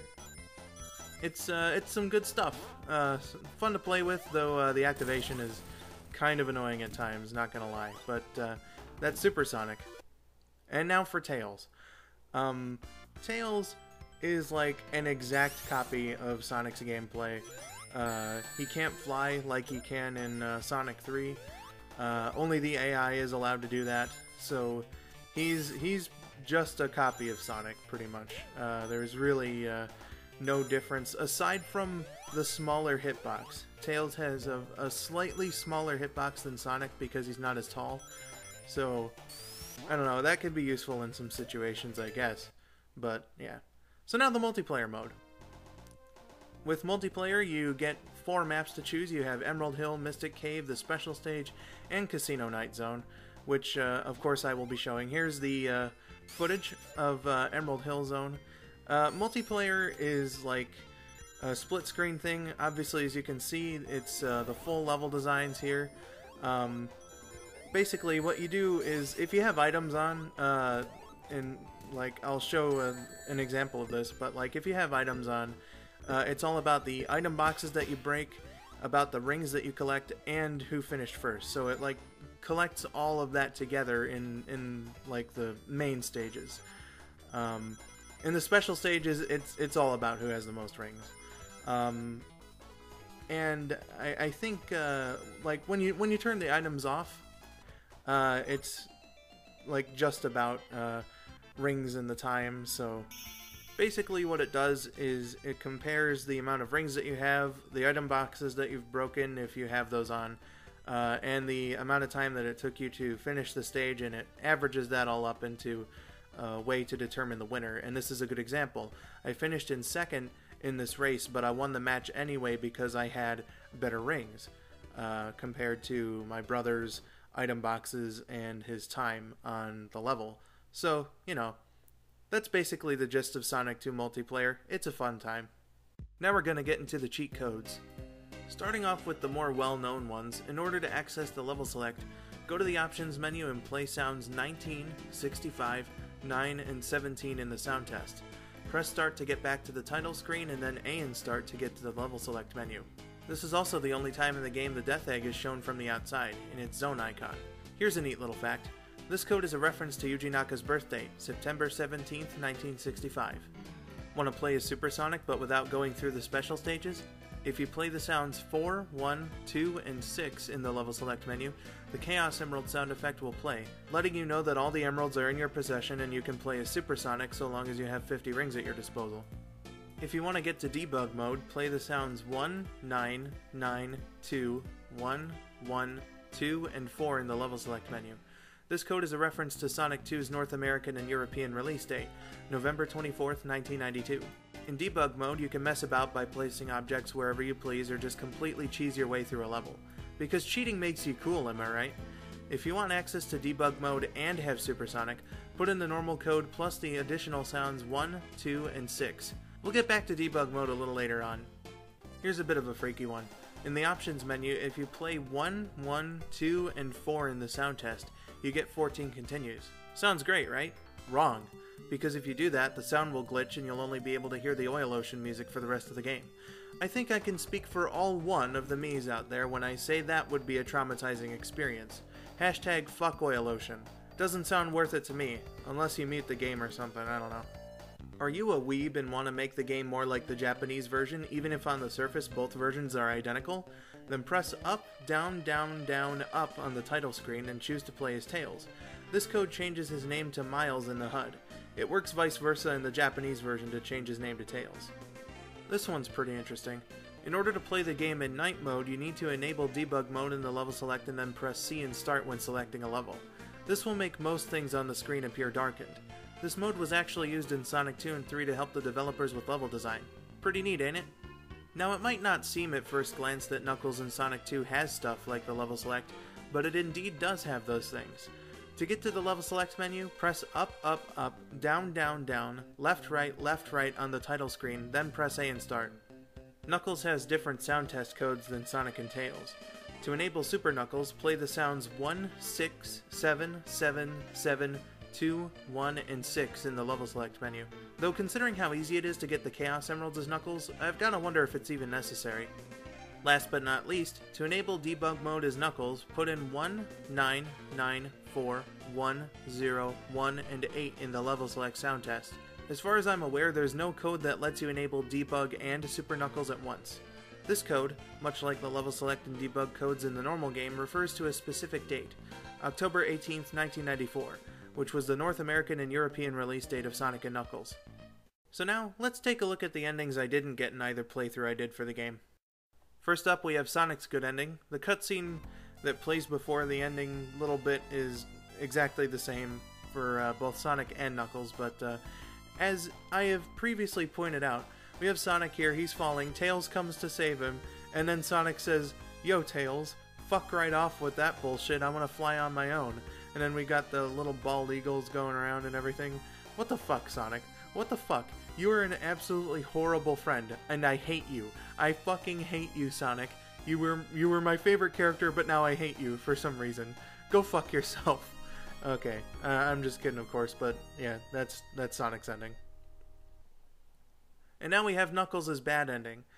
Even without collecting the Chaos Emeralds, Knuckles, it's basically the same thing except he's not glowing. The exact same animation, like Knuckles will let Tails catch him, and instead of the bald eagles we get red flickies. So that's pretty much, the only difference with Knuckles' ending here is that he gets some red flickies and he isn't glowing in his super colors if you don't get all the Chaos Emeralds. Fucking significant change, am I right? But yeah, so again, that's just one of the other endings that you can get in the game. And then finally we have Tails' ending, which doesn't change depending on whether or not you get the Chaos Emeralds. The cutscene doesn't play at all for Tails' version, so they didn't change anything to make it look like Sonic was gonna go into the tornado to get him or anything. So instead what we get is this like fucking screensaver here of Tails just falling endlessly for quite a few seconds actually. It plays all throughout the bit that would have been that little sequence of images. So he falls, and again, like, he doesn't have a super form or anything, so this doesn't change whether or not you have Chaos Emeralds. So, playing as Tails is kind of inconsequential, whether or not you get the Emeralds. But here comes Sonic, finally, to save him, I guess to make up for his bullshittery, and Tails gets chickens, because he is a chicken, I guess. I don't fucking know. So I guess Sonic wanted to make up for his douchebaggery earlier. I don't hate you anymore, Sonic. And yeah, he saves Tails, and they both fly off and celebrate their victory over Eggman.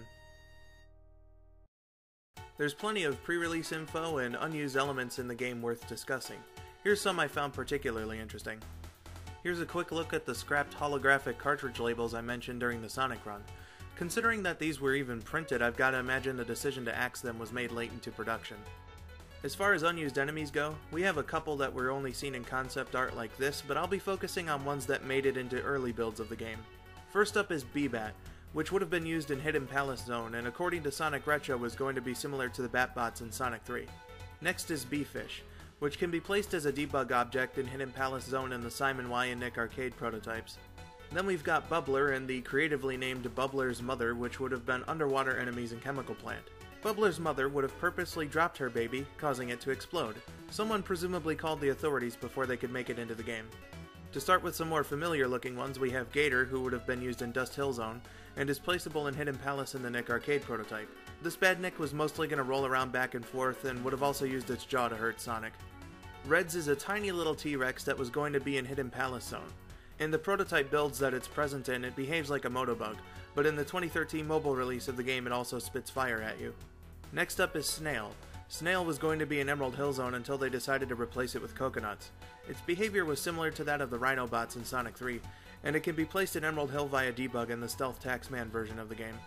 And finally, we have this poor soul. This derpy looking badnik is called Stegway, and was yet another scrapped Hidden Palace badnik, which can be placed in said zone via debug mode in the Nick Arcade prototype. It, like a couple of the others, were restored for the 2013 release.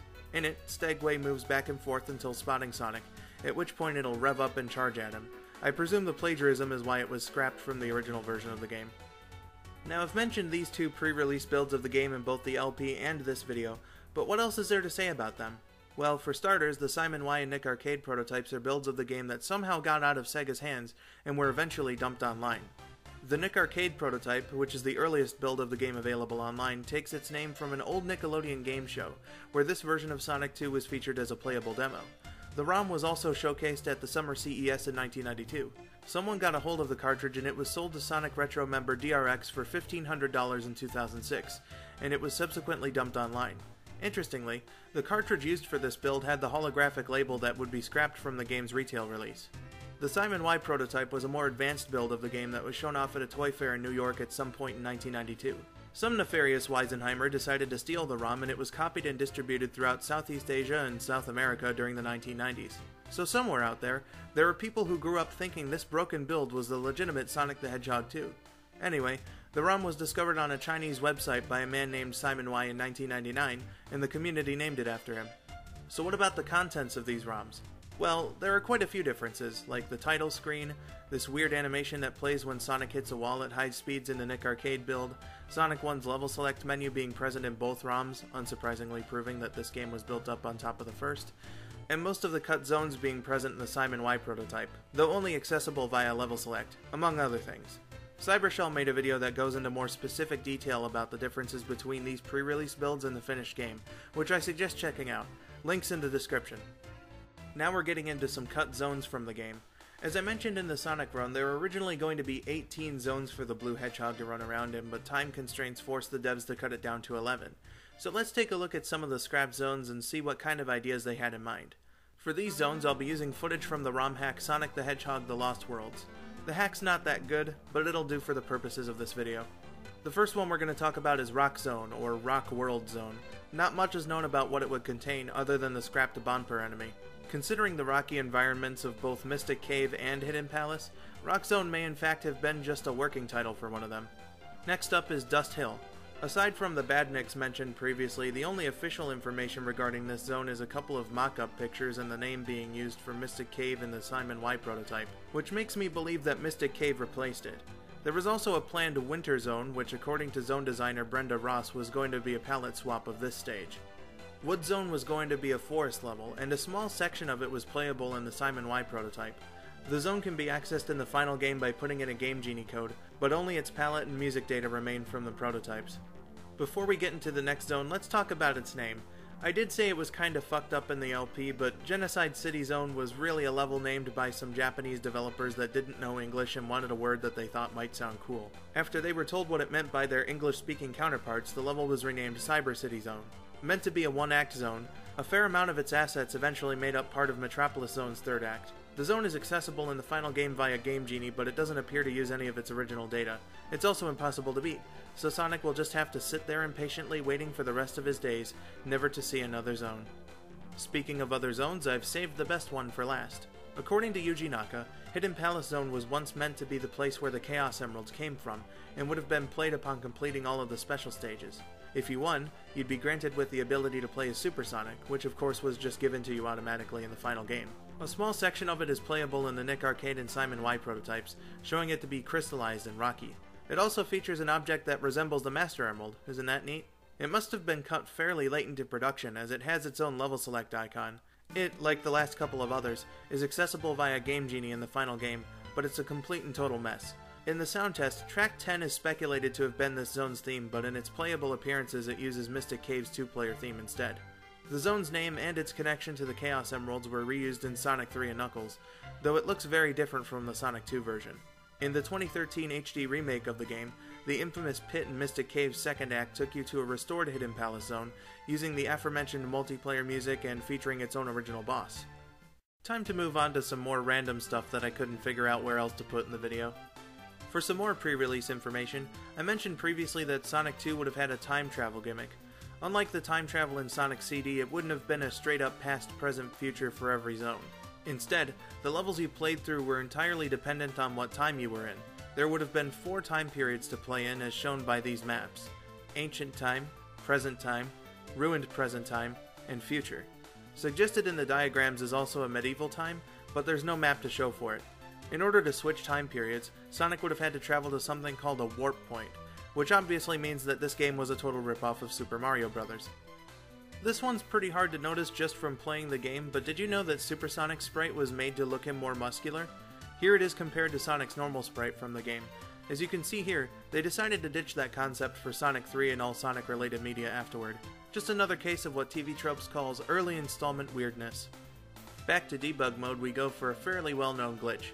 When playing in Emerald Hill Zone with debug active, press B to turn Sonic into a ring and then press A 4 times to scroll to an invisible object that will place large waterfalls. Make sure not to press A a 5th time to get the normal waterfall object because it won't work. Place a bunch of these waterfalls with the C button while moving the camera back and forth, and press B to turn back into Sonic. If done correctly, you'll have confused the color palette into turning Sonic green and black, though we can also have other colors.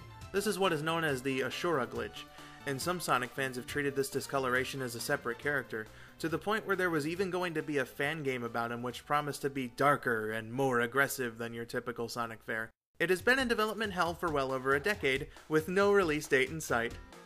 In many Sonic games, bonuses will be awarded to your score for quicker times and higher ring counts. This is common knowledge, but there's a little known bonus you can add to your score by collecting every ring in an act, which automatically gives you 50,000 points and an extra life. This doesn't work in every act as there are inaccessible rings in some of them, but when available it's a nice reward for being explorative. Something that the Japanese box art for nearly all the classic Sonic games had was some kind of inspirational text. For Sonic 2, as well as Sonic 1, it reads, "Don't just sit there and waste your precious time. When you want to do something, do it right away. Do it when you can. It's the only way to live a life without regrets." Hot damn, Sega, I just wanted to play a video game and then you just lay this deep shit on me. But for real though, all of these texts are amazing and I'll be sure to read them off in my Sonic CD and 3 and Knuckles extra videos. Years before it really became a thing in the West, Sonic 2 actually had a pre-order bonus upon release in Japan, in the form of a VHS tape. This tape was called the Sonic 2 Chira video, Chira meaning peek as in sneak peek if my research is correct. It contains some entertainingly silly potshots at Mario, and uses footage from one of the American Sonic 1 commercials for some reason. I like these bits when a character gets introduced and this lady shows up in the corner. Reminds me of the South Park episode Chimpokomon. They do the same thing with the footage from an interview with Yuji Naka, and also edited together this trippy shit. There's a sequence featuring the lady I mentioned earlier playing through Casino Night. I have no idea why, but this footage feels like the setup for some kind of low-rent porno movie. I see you really like playing Sonic 2. They also show some behind-the-scenes footage for the Japanese commercial, which is pretty nice. Then at the end of the video, they display some merch and advertise a Mega Drive coupon, which I guess Sonic 2 came with. It's a nice look at the game from around the time it came out, and it's on YouTube, so I'll leave a link in the description.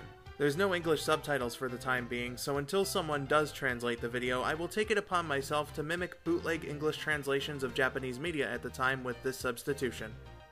スピンダッシュっていう新しいアクションを入れまして、その場でしゃがんでボタンを押すことによってそれから Speaking of the game's release, a little fun fact. Sega put a lot of marketing into the North American and European launch of the game, promoting November 24th, 1992 as Sonic Tuesday. There was even a launch event held on that day by Sega of America that hosted 90s sitcom stars as guests, such as Dustin Diamond. Dustin Screech Diamond, guys! Truly, Sonic was amongst the elite. So, take the first one, double it, and you got Sonic 2. Glad to know you can count, Dustin. They also got the most nervous person in the world to put in a good word for the game. With the split screen, with Tails being a great character to add onto Sonic, it looks like Sega really has a winner. How dare they make Sonic do heavy lifting despite his back injury? Sega of Europe also held a launch event on November 24th, featuring a double-decker bus, the finest official depiction of Tails in any capacity, and this weird-ass comparison. There has been massive anticipation, and clearly it's going to be, I mean, it's comparable to the launch of Madonna's sex book, you know, Sonic Tuesday. The shops are going to be besieged with people desperate for Sonic 2. But seriously, the tremendous success of the promotion helped popularize Tuesday as a launch day for video games in both regions. It was released on November 21st in Japan, most likely due to the Japanese government requesting video game companies to release their titles on the weekends in order to minimize the loss of work hours. Their version of the launch event looks like it was a hastily put-together street performance for the entertainment of extremely bored businessmen, while other people were having fun inside. And that about does it. After all these years, I am done with the Sonic 2 LP at last. Sorry to anyone who had the patience to wait 3 years for this video to come out. This is a really good game, even if the second half takes kind of a downturn in quality. There's a reason so many people love it and is often chosen as people's favorite game in the series. If you haven't played it before, I wholeheartedly recommend you try it out. And so ends my Let's Play of Sonic the Hedgehog 2 for the Sega Genesis. I've been skull902, thank you for watching, and have yourselves a wonderful day. Take it away, French kid. Sonic 2 is super.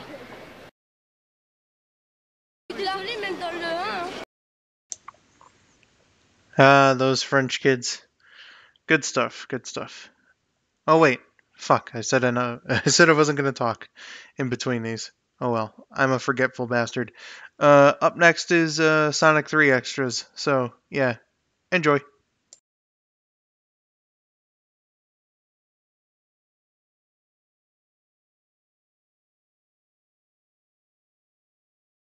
Everyone, skull902 here, and today I'll once again be digging into some more secrets and trivia with my extra video for Sonic 3 and Knuckles.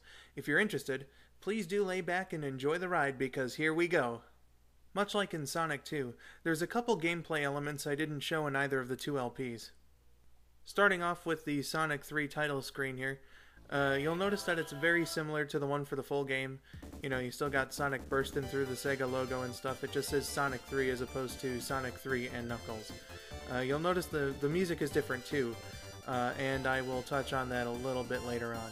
But yeah, Sonic 3 title screen, basically the same as the full game. Now the Sonic and Knuckles title screen. This one is pretty different. You know, you got the Sega logo and it like glitches out, and what's that? The Death Egg in the background, and whoa, gee, look at that pseudo 3D with Sonic and Knuckles in their own game. Holy shit. You know, good stuff, good stuff. I love it.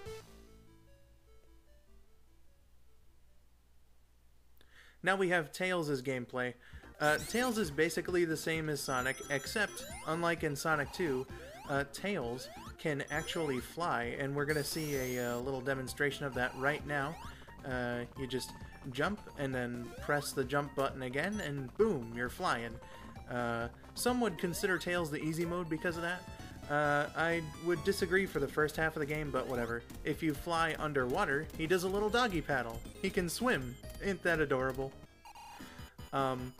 This right here, I don't know if I directly mentioned that it's a little different in the LP proper, but here we have the Marble Garden boss, and like, you know, since you don't have Sonic to like jump off and hit Eggman, you gotta hit him with your tails. Like, when you're flying, Tails' tails can be used offensively, like it'll show right here. But sometimes this boss can like be a total bitch, and he's got 4 flight patterns. He'll go down on the 3rd one, and then he'll go up on the 4th one. I'm not showing the whole thing because it's a total bitch and a half, but yeah, there we go. It's the Marble Garden boss, and I hate it. This right here is the fucking Carnival Night boss, and I wanted to show this one off because I didn't really, you know, like I blew through him as Super Sonic in the normal LP. So what he does basically is he throws his green ball down, and then he'll start up an electrical shield or like a gravitational pull or whatever, and you get sucked into it. You gotta keep jumping out. The electric shield helps with this boss. That was just me being an idiot. But normally what you want to do is what I'm about to show off right here. You know, he'll drop the ball down again, and then what you got to do basically after that is wait for him to finish up here. Fucking Eggman, can't hurry up. This boss takes way too much time. But you just bounce on him like that, and it takes way too long in my personal opinion. So, Tails does not have any kind of a super form once you get all of the Chaos Emeralds, but he does when you get all of the Super Emeralds. So, all 14 Emeralds and you get Super Tails. Invincible, he's faster, I think he doesn't drown. Basically the same as like Hypersonic or Hyper Knuckles, but you may notice that he also has these flickies here. And the interesting thing about the flickies is that they'll go after enemies. and it's not just enemies. Like in this clip here, you can see that it's actually going after the laser cannon there. So they can be effective at fighting off bosses as well. Just not with certain bosses, but whatever. So, in the standalone Sonic 3, once you beat Eggman's machine here, he'll go up and instead of, you know, just giving up and everything, he sends out the big arm. The big arm that we fought in Knuckles' playthrough. They took it out for Sonic's for whatever reason, but he does have a different, like a slightly different attack pattern anyway, than with Knuckles, and I am going to show this whole boss off, because I feel like as the climactic fight for Sonic 3, we should see how it goes. But, you know, use the insta-shield for this boss, because, like, I don't know, Sonic's normal jump, sometimes it can feel a little unreliable, I guess, when it comes to this boss, at least for me. I don't have a whole lot of experience fighting this guy as Sonic, and obviously he doesn't have a glide like Knuckles does. So, you know, like, it's a little more difficult, but with the insta shield and a well-timed jump, you know, you can get things done basically. And if you have Supersonic during this, what I would recommend is, like, you jump behind him when he's floating around and hit him from behind. He can grab Supersonic and drain him of his rings. He can't do that to Super Knuckles, so that stronger than Sonic theory is still going strong, but you know, you just hit him 8 times as per usual and Eggman goes down. We'll see what happens after this in a little bit. Knuckles has an intro cutscene in Sonic and Knuckles, not 3 and Knuckles, but much like Sonic with Angel Island Zone in Sonic 3 and the full game, they decided to give Knuckles his own little intro here that shows that the Egg Robo is the main enemy of Knuckles' playthrough, so that's pretty neat. So there are extra special stages. For this one, you've got to go into the level select in Sonic 3, put 7 in the sound test, and hold A and start when selecting special stage number 2. It's really weird and complicated, but I'm going to presume they made it that way because this special stage, this fucking special stage is such a kick in the dick. It's not fun. Like, I spent an hour recording this. It doesn't look so hard now, but this is like basically what it is that you have a blue sphere, a bumper, and another blue sphere like right behind it. And sometimes you can overshoot your jump when you're going fast enough. You know, you can like mistime it and go into the bumper and then get bumped back into the blue sphere turned red sphere. Like, again, it's not so bad now, but once it gets to around 31 spheres left, like, it starts getting really fast and you've got to be super careful about your timing. Like, you've got to be 100% on the ball when it gets down to like the final 10. It's really, really difficult. They put this one in Mania as well, and I remember that one being like the last one that I needed to get the silver medals in Mania, and like, fucking A, man. This one is a total bitch, and I can see like why they made it so complicated to get to in the level select, because like, I've got to imagine that like it was just way too hard, you know. And that's probably why they also didn't use it in the game proper. Here is just like, you've got to get your timing down like so correct. It's, oh god, it is such a hard-ass special stage. I can't really describe to you, but it's all about like perfect timing and just, I don't know, luck. Luck is what I'll say is what you need mostly. In Sonic & Knuckles, they also have a 8th special stage. It gives you a Super Emerald. And this one is significantly easier than the other one. This part's a little tricky if you don't know what to do, but like, once you get past that, it's a pretty simple pattern. Like, you just go ahead and you like jump over these bumper spheres here, and then you're fine, pretty much. Like, it's not that hard of a special stage at all. The only trouble I really had, aside from the tricky bit, was the stage speed increasing on me at the wrong time. But there you go. It's your Super Emerald right there. Neither of these two secret 8th emeralds have any effect in-game, unless if, for this one here, if you have 6 Super Emeralds, it'll let you collect this one as the 7th. But that's pretty much it. Otherwise, they don't really have any kind of effect. Knuckles is playable in Death Egg Zone via the level select. And you know, it's kind of neat to be able to play as Knuckles in the final zone, since you don't get to in the normal playthrough.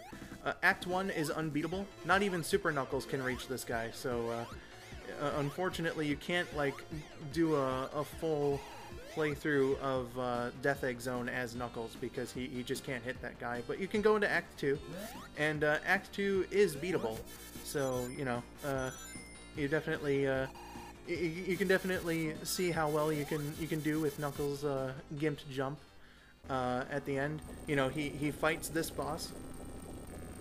He fights Mr. Fingers. You know, just as Sonic does. You know, you do it the exact same way. Just do a little spin dash, bing, bam, boom. You know, good stuff. When you beat that, you can fight him this way as well. I believe you can jump just high enough to hit him in the nose. I decided to fight him as Super Knuckles and just like completely destroy this guy. You know, just for the hell of it, since I had enough rings. But once you beat him, it showed Eggman before, but I guess they had planned on this at some point because, you know, Egg Robo's there. And then once you beat him, once you beat this particular part, it just boots you back to the title screen. So, yeah. Here's the multiplayer. You can choose between Sonic, Tails, and Knuckles, so I guess technically Sonic 3 was Knuckles' first playable appearance. You gotta make sure to, you know, wait until the timer says go at the start, or else you'll cause a fault and both players will have to start over again.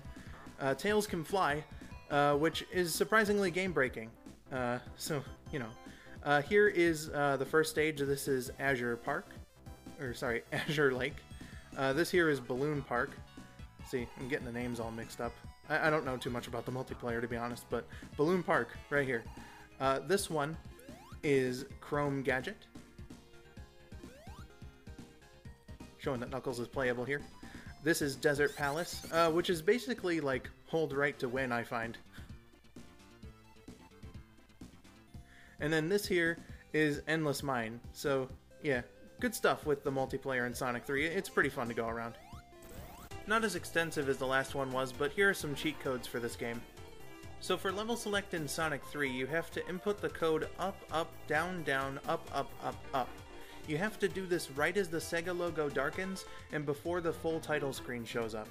This gives you less than 2 seconds to put the code in, and there are a large number of frames where your input won't count. For that reason, this code is infamously difficult to pull off. In the Sonic Jam compilation for the Sega Saturn, they fixed this by just letting you input the code while on the title screen. No precise timing required. Thankfully, the Game Genie code AA6T-AAXC will let you access the level select no problem. In Sonic and Knuckles, as well as the full game, the code is a lot simpler. In the standalone SNK, put in the code left, left, left, right, right, right, up, up, up, while on one of the pulleys in Mushroom Hill.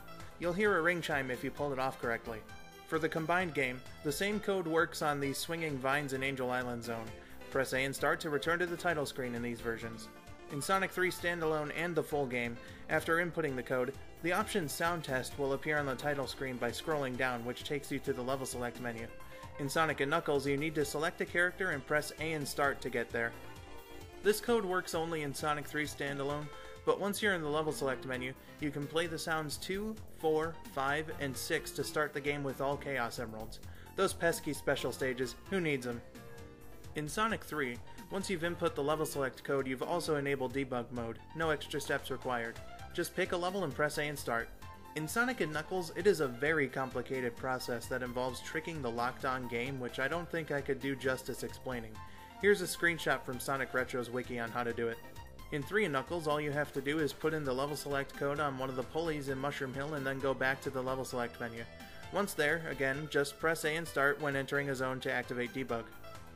Night mode works only in the Sonic 3 half and is activated the same way as it is in Sonic 2. Just choose a level, then press C and start to play with most of the graphics darkened. And now the endings that we missed. There are quite a lot of them, so let's see what we've got. So first off, we've got Sonic's bad ending in Sonic 3. Again, like I said earlier, showing what happens here now.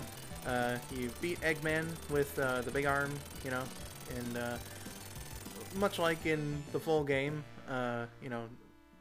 like the platform starts breaking off from like the launch platform, I guess, whatever, screw it. It breaks off, basically, just like in the full game. But the Death Egg here, it doesn't just like fall down, like it motherfucking explodes and shit. Like, goddamn, it just went away. And, afterwards Sonic will pull off a little pose, and then he punches you.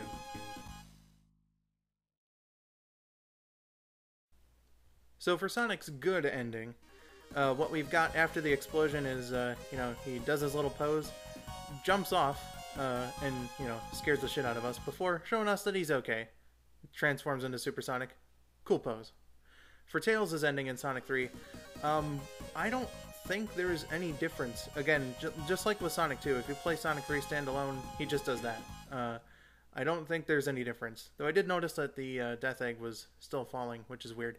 Anyway, so this is both for Sonic and Tails, their bad ending in the full game. It starts off like once you beat Eggman there at the end of Death Egg Act 2. Oh no, you've lost the Master Emerald. But fortunately, Tails will catch you. But unfortunately, since the Master Emerald is now lost in space, you can't just go to Angel Island and restore it to its proper state. You just can't. It's impossible. You can't do it. It's impossible.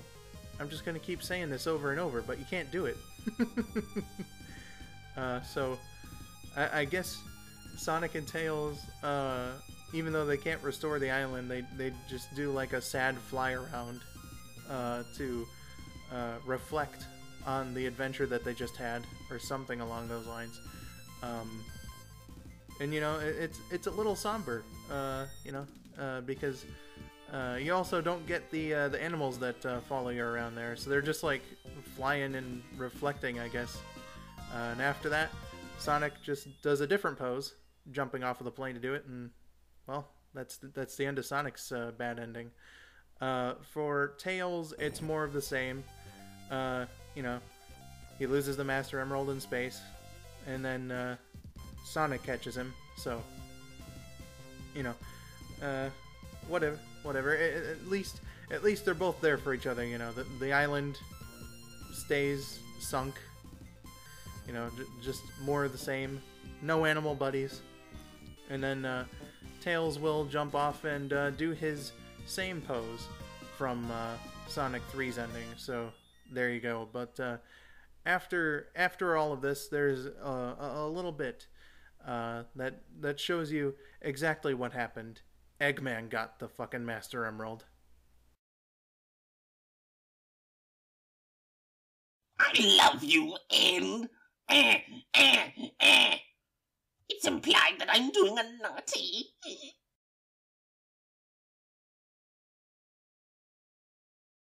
But what about Knuckles?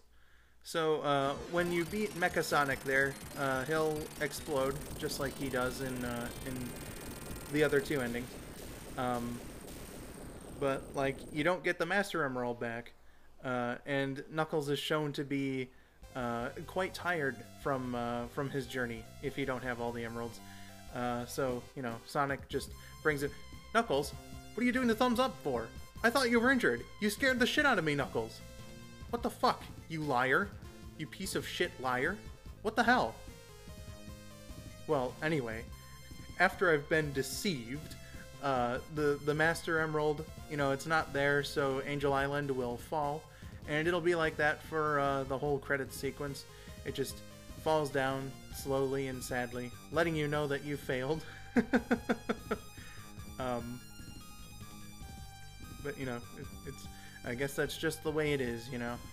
If you don't have a Master Emerald, you can't float your Angel Island. So, you know, at the end of the credits, it will sink into the ocean again. Knuckles has unsuccessfully tried saving the island, and it just ends like that. You know, whatever. It's sad. Wait, Mecha Sonic, you exploded. You were done. You were bits and pieces. How did he hide himself and repair himself? I don't get it, but apparently he has possession of the Master Emerald in the bad ending, so eh.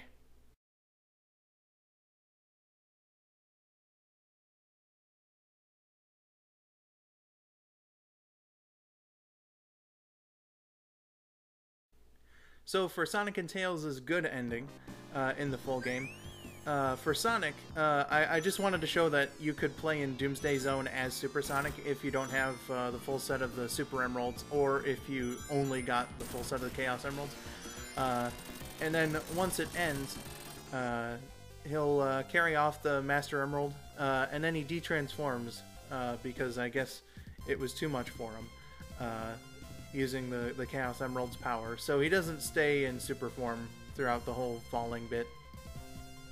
They go to Angel Island, and it starts to float up once again. You know, the Master Emerald has been saved. Angel Island has been saved. It's all good stuff. And then you get your animal buddies. You get your fucking seagulls. You get your Echo the dolphins there.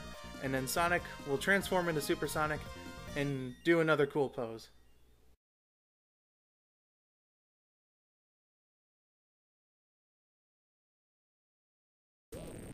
So for Tails, no super form, but he does fall down with the emerald. Make sure that it doesn't go floating off into space like a fucking idiot. So, you know, Sonic catches him. Good guy Sonic is. The island will start to float once again. You know, good shit, good shit, good shit. You got your animal buddies. And, you know, same pose, though. Come on, Tails, be original. Fuck's sake. Come on, Tails. The fuck? Unoriginal dick. Keep doing the same thing. But afterward, it has a little foreshadowing. A little reason to go play Knuckles' story. The Egg Robo rises from the debris of his brethren. So, yeah, I think that's a nice little touch there.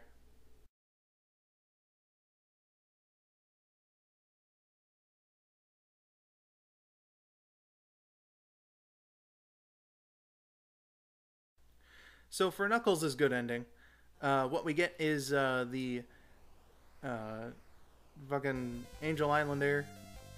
Knuckles isn't in his super form, but the Master Emerald is safe. It's safe, rather, I should say. It's saved, you know. So Knuckles is able to restore Angel Island to its natural state, the way that it should be. And he doesn't lie to me in this ending, so I really like it. So, you know, that's good. And, like, just like in the best ending for Knuckles, it will float up into space. We don't get an after credits thing. We just get this screen, which I find a little weird, but whatever. You know, it's cool. It's cool.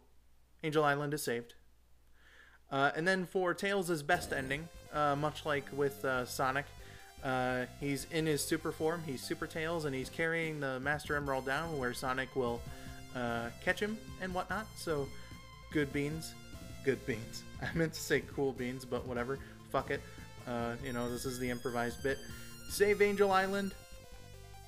You know, good stuff. And then after that, we get Knuckles. We get the little scene with Knuckles, just like in Sonic's best ending. So you get some closure for Knuckles in the story, and then you got your bunnies, and then you know, Tails will transform and then do his pose. Still entirely unoriginal, but I guess I guess it's slightly different. I forgive you, Tails. I forgive you. And, of course, after the credits, Tails gets his own variant on this little logo screen here. So I think that's pretty cool that they all get one. And those are all the endings for the game that I missed.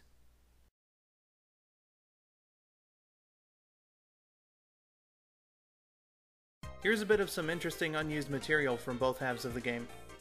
In Sonic & Knuckles, there are a couple of unused sprites for the bonus games, like this supersonic icon for the slot machine, or these two gumballs. The F-ball can be placed in debug mode, but it isn't functional, and I can't really tell what it would have been used for. Perhaps it stood for fail and kicked your sorry ass out of the stage. The S-ball is suspected to have granted an instantaneous super transformation once you exited the gumball game. I may like using the super forms a whole lot, but I'm glad they kept it up to the player's discretion. There's an odd debug object in the Sonic 3 standalone Angel Island that's a huge mass of red spheres, not unlike the ones from the special stage. Again, no clue what it would or could have been used for. Placing the object only screws up the color palette of the level, and it can be manipulated in size and movement by the second controller. Pretty trippy if you ask me. In the level select of Sonic 3, you'll notice that unlike the full game, there are some Sonic 2 style zone icons near the sound test.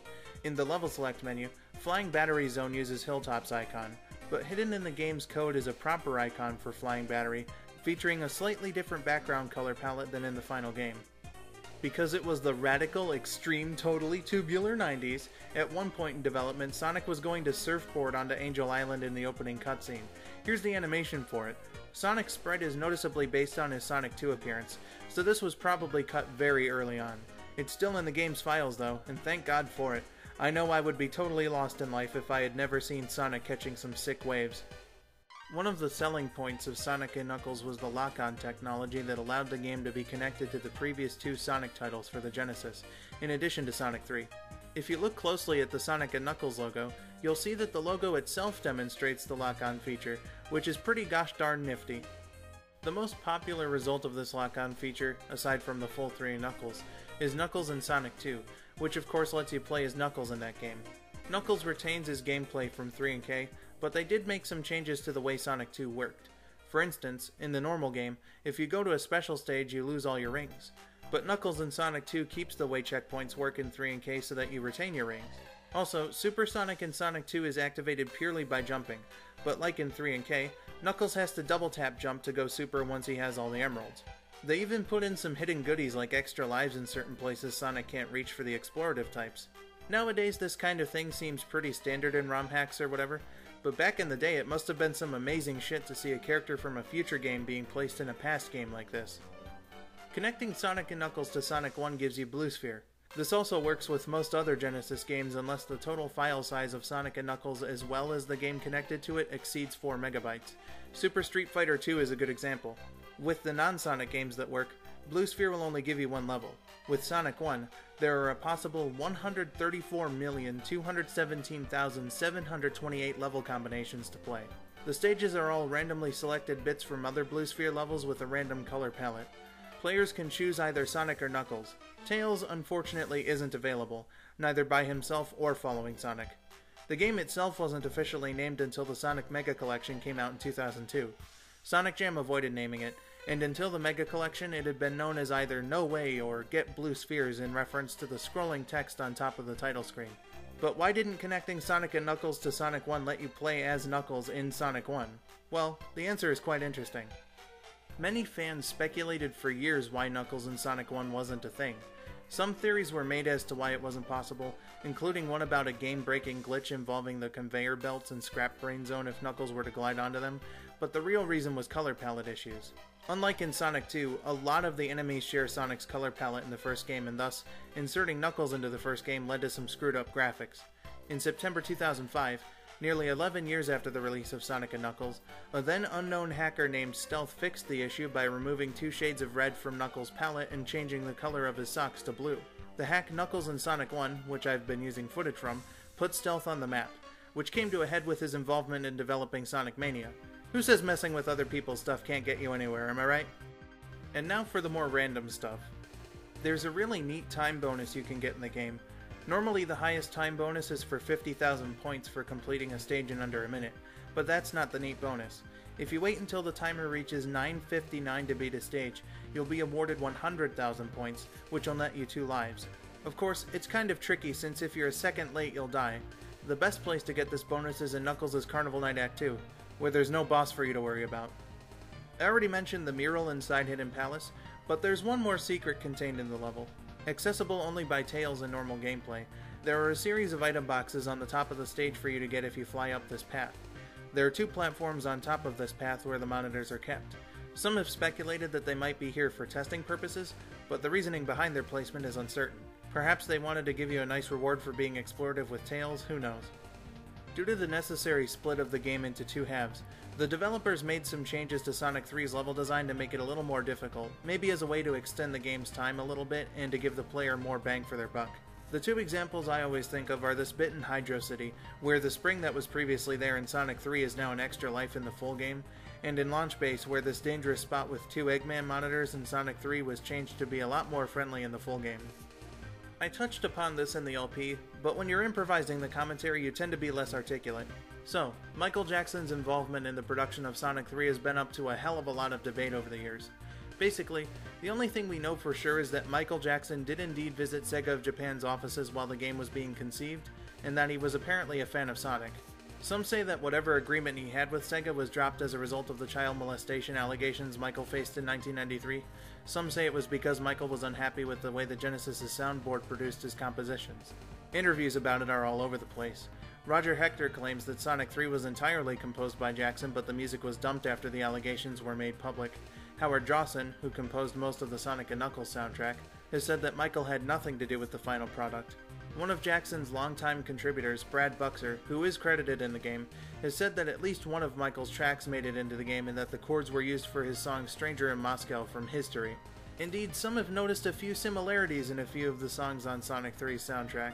Knuckles' theme has been noticed to contain elements of Blood on the Dance Floor. Carnival Night's music has elements of Jam. Ice Cap, I noted in the LP, takes much of its main theme from Hard Times by the Jetsons, a song that was composed by Brad Buxer, who also composed Ice Cap's music, but the Zone's themes also bear similarities to Smooth Criminal and Who Is It, and of course, the Sonic 3 credits sound like Stranger in Moscow sped up. Interesting is that some music, like Knuckles' theme and the mini-boss music, along with the title theme and Invincibility music, which we know weren't composed by Jackson, were replaced with new tracks in Sonic & Knuckles. Nobody knows for absolute sure what Michael's involvement in the Sonic 3 soundtrack was, but it has had an impact on re-releases of the game.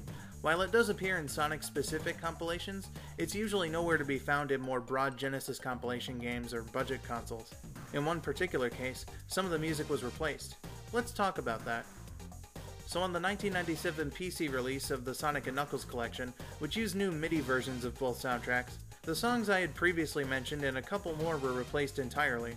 When you face a mini-boss in Sonic 3, it just plays the Sonic & Knuckles version of the Act 1 boss music. But here's what plays when you encounter Knuckles in Sonic 3.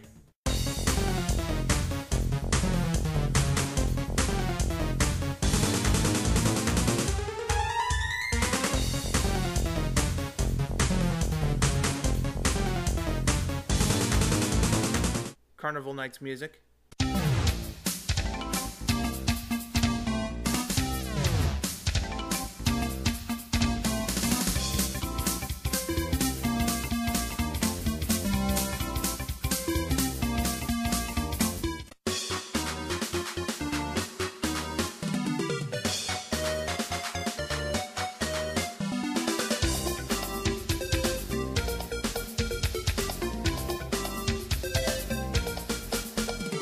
Ice Cap's music.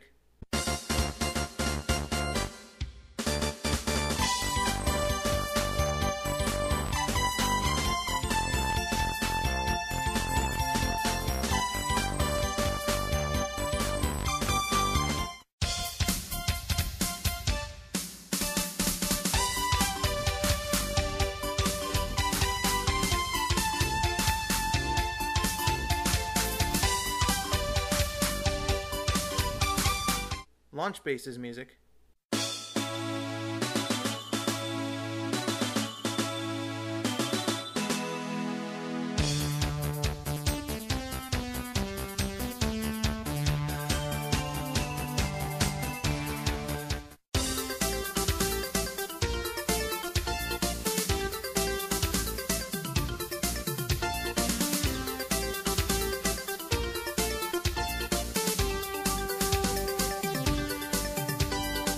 and Sonic 3's credits song.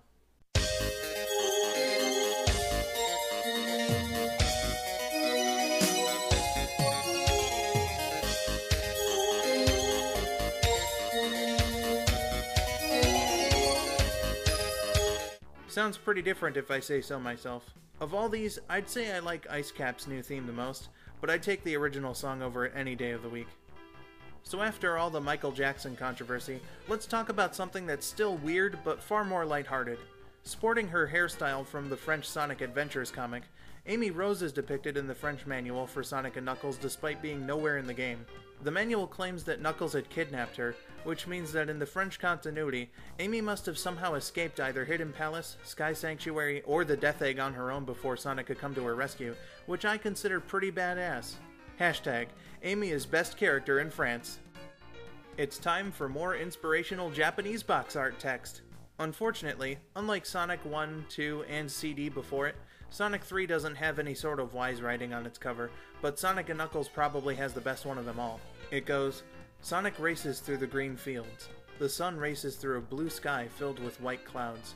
The ways of his heart are much like the sun. Sonic runs and rests. The sun rises and sets. Don't give up on the sun. Don't make the sun laugh at you. Sega once again bringing a tear to my eye with their beautiful wisdom. I don't know about you out there watching the video, but this is enough for me to forgive Sega of Japan's odd choice to put the Sonic & Knuckles logo on a white background in the Japanese box art. Hopefully the sun can be proud of me, since I only died 3 times throughout both playthroughs, and my Sonic run was deathless. This was some good stuff, and it really is too bad that they stopped doing it once Sonic Adventure came around. Much like with Sonic 2, pre-ordering Sonic 3 in Japan guaranteed you a VHS tape called the Sonic History Video. How are you doing? I'm doing just fine, my friend, thanks for asking.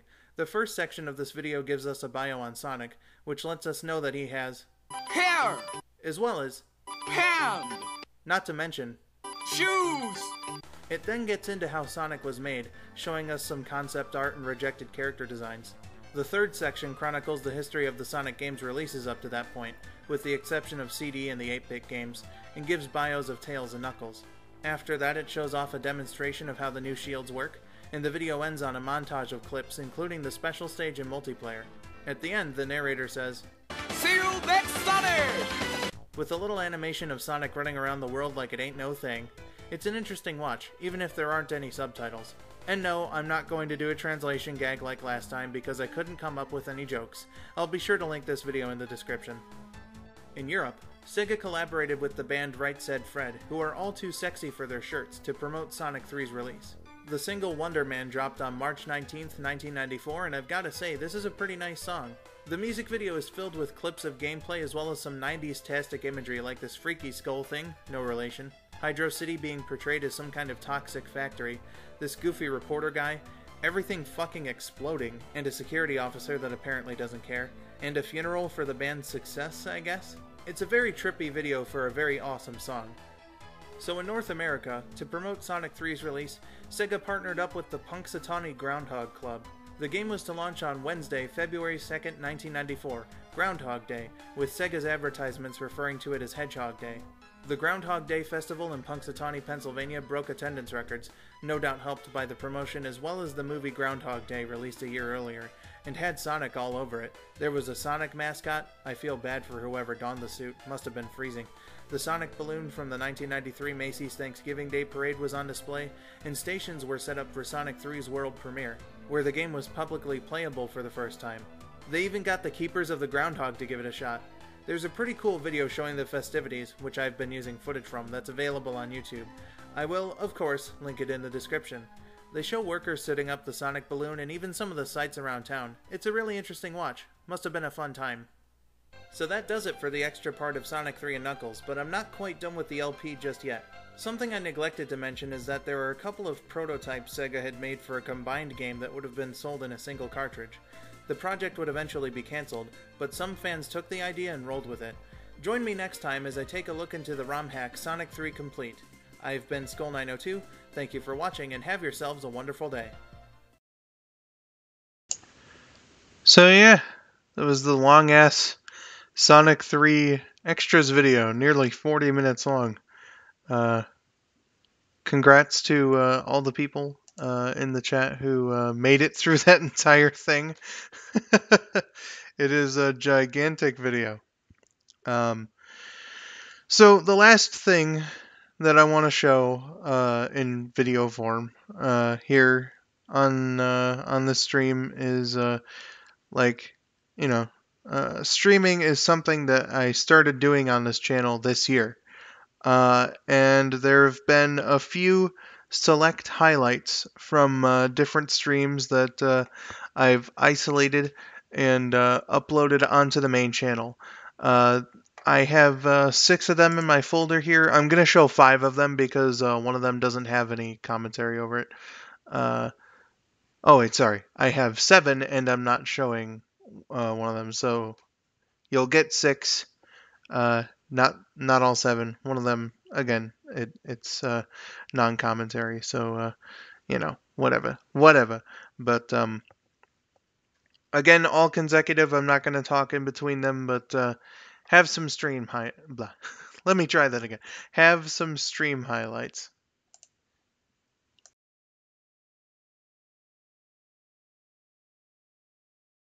All those in favor of a freak of nature say aye. Jay. Holy shit, you know, if I don't admit, that was a pretty cool snipe there.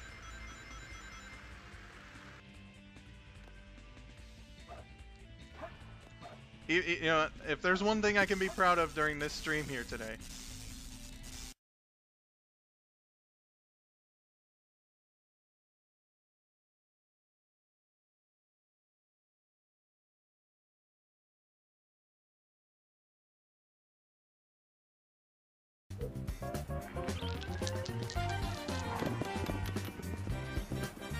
Yeah, he's got a free card from whenever he goes to jail next because he's always breaking the law. This motherfucker is always in jail. Let's take a break. See? Look at him. He's a fucking mass murderer. If this was on Twitch, that would have gotten clipped. Oh yeah, for sure.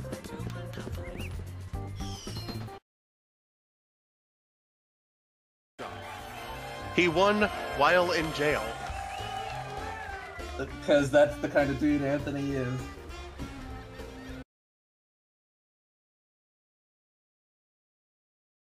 Come on. I was hoping that restarting would, you know, reset the emerald location, but I guess not. This one's annoying. Such stupidity. But yeah, I will laugh if I come back and he's got the emerald piece without me, which was probably the case. But yeah, I will be right back, guys. Be good and oh man, I need to. Yeah, have a good time. I will be back soon. Bye. Bye. What is he doing? I don't know, but this makes that whole bit worth it. I'm sorry, but what the fuck? I was just about to leave. I look up and this happens. I am. Skull, what? I am no longer. What did you do? I'm no longer pissed off at having to get this fucking emerald shard. Look at this. I know this is gonna have to end at some point, but this is amazing. Let us bask in the glory of dancing on top of a needle knuckles. Deja vu, I've just been in this place before. That's all I could think of watching him dance right now. Absolutely beautiful. I'll give it a couple Oh more my seconds. god, I'm dying. The comments, so Box said, Knuckles is trying to fly, and Supersonic Girl said, is he a bird? Well, but yeah. I gotta take a screenshot of this. Hang on. I did in Steam. I can send it to you, Simp. Oh, good. That also works. All right.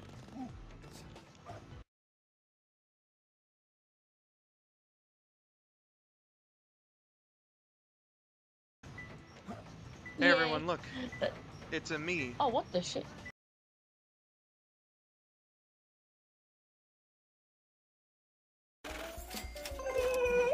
It's your turn. This makes things interesting.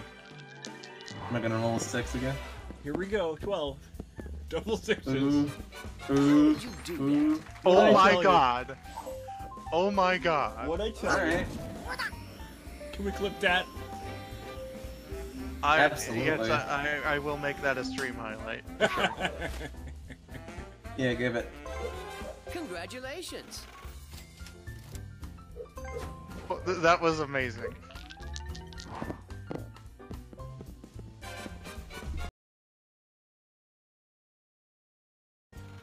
I had 4 biscuits, then I ate 1, then I only had 3.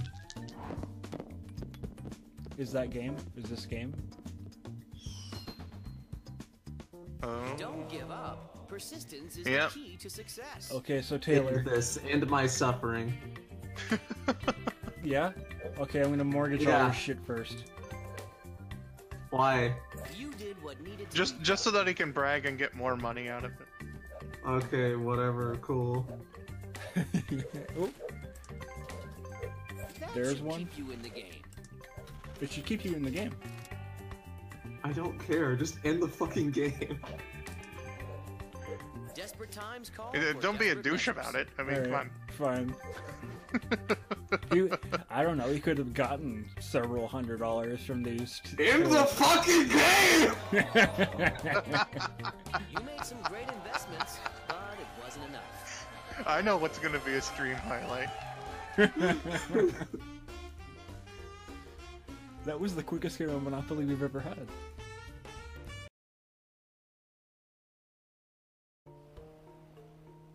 Brandon. That was Rabbit you picked. Oh, I did. Okay, Taylor, you have to spin like a ballerina now. Also, I'm totally spinning right now. If you get spin in your office chair. If you get a 2 or a 1, oh my God, you gotta. Okay, now we have to spin again. See, because you have as bad luck as I do. Okay, if you get a 10, you tie me. If you don't, I get $50,000. Here we go. No.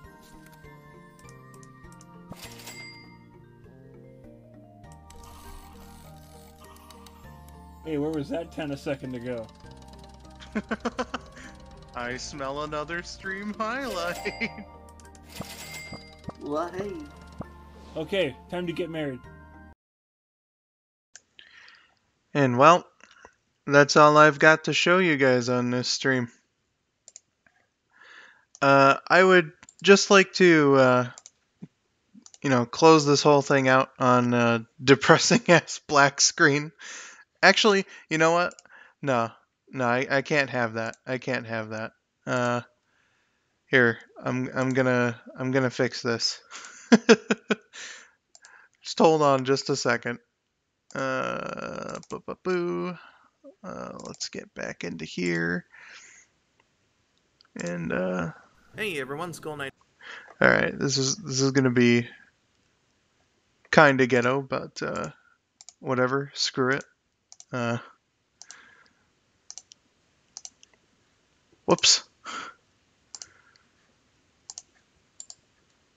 Here we go. Here we go. There we are. Get a nice look at the skull art and all that while I talk to you guys about what 2018 meant to me and like all that other stuff. Talk about like next year and all that. I just wanted to give like a bit of a closing message, which I guess would be I said it in the 10 years plus one of skull902 video that I legitimately believe 2018 to be the best year, the best calendar year in my channel, because if we're really gonna be technical here, this whole like I wouldn't call it like a resurgence, because like I don't know, I'm not really at my peak numbers or anything like that, but I guess I'll just call it like a return to form, I guess. I started, once I got this computer here, I started uploading videos way more regularly, and I appeared on the Sonic Song stream for the first time, and that was December last year.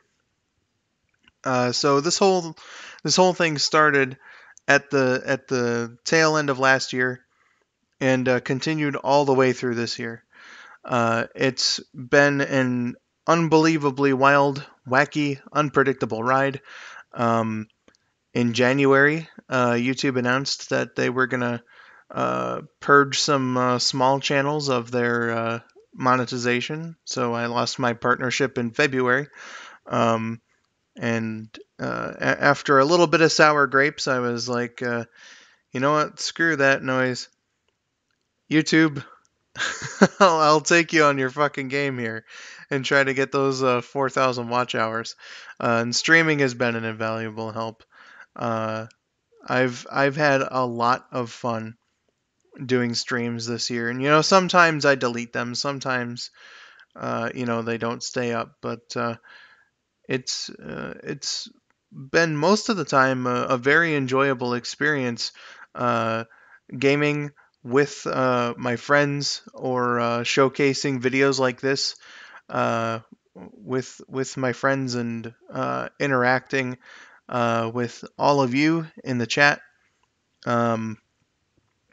My best numbers were during the Amy is Best Anime stream, and at one point during that stream, I had 95 people watching me play a video game at like a single time, and like for me that's amazing. That amazes me that I had that many people who consciously decided to sit there and watch me live. With a friend, with a couple of friends actually, because KN was there too, of course. It just amazes me, and I'm so grateful for it. I'm grateful that I have 5 to 15 people on average watching my streams.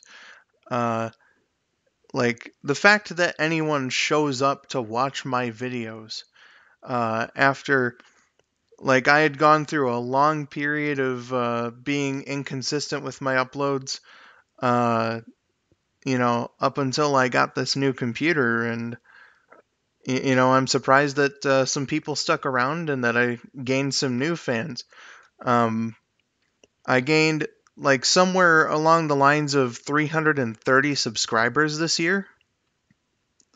And sure, most of them don't watch my videos, but the fact, again, that they even considered hitting that subscribe button is something that, I can't ignore. It's such a nice thing to do,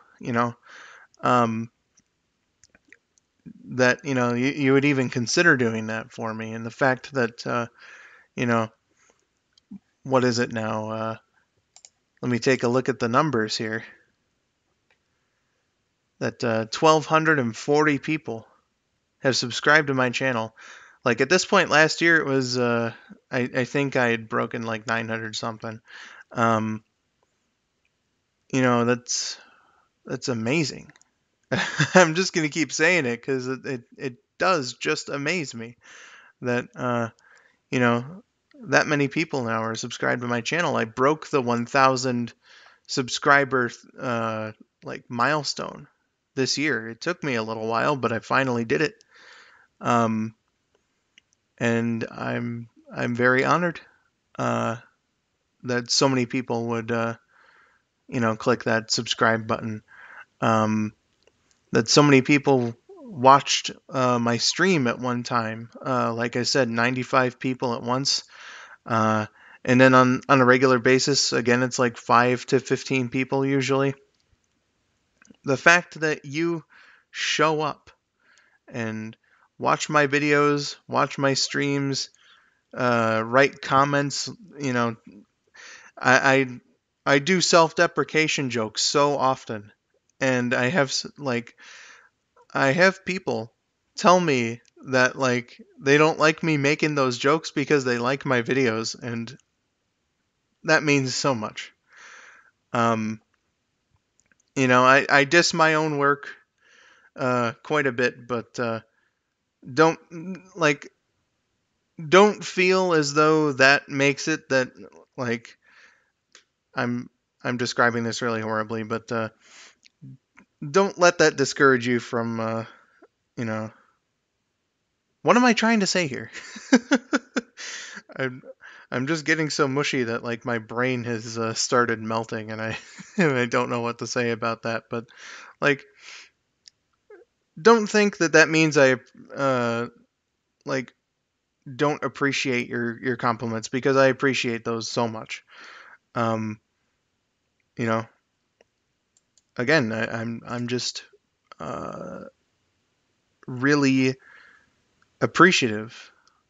I'm grateful. I'm any kind of adjective that you can put in there, any kind of positive one anyway, that anyone watches my videos, you know.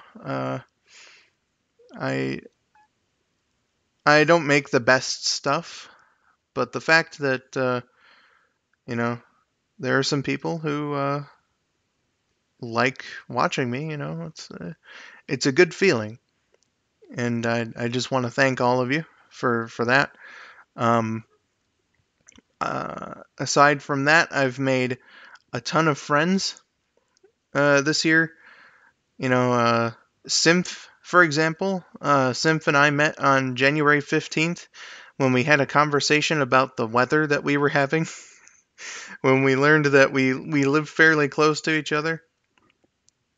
Uh, that was that was kind of like a lucky thing that happened, but I'm very glad that I met Symph, one of my closer friends now, and we connected pretty instantly. We met on the 15th, and my very first stream, I had Symph on as my co-host, and that was 6 days. 6 days, not even a week after we met. Uh, you know, and like as far as other friends go, ones that I didn't necessarily make this year, like Rabid, who's been my friend for a decade now, at least. Um, that once again, I'm going to use the word. It amazes me. Uh, I've been friends with that hat guy now for 5 years.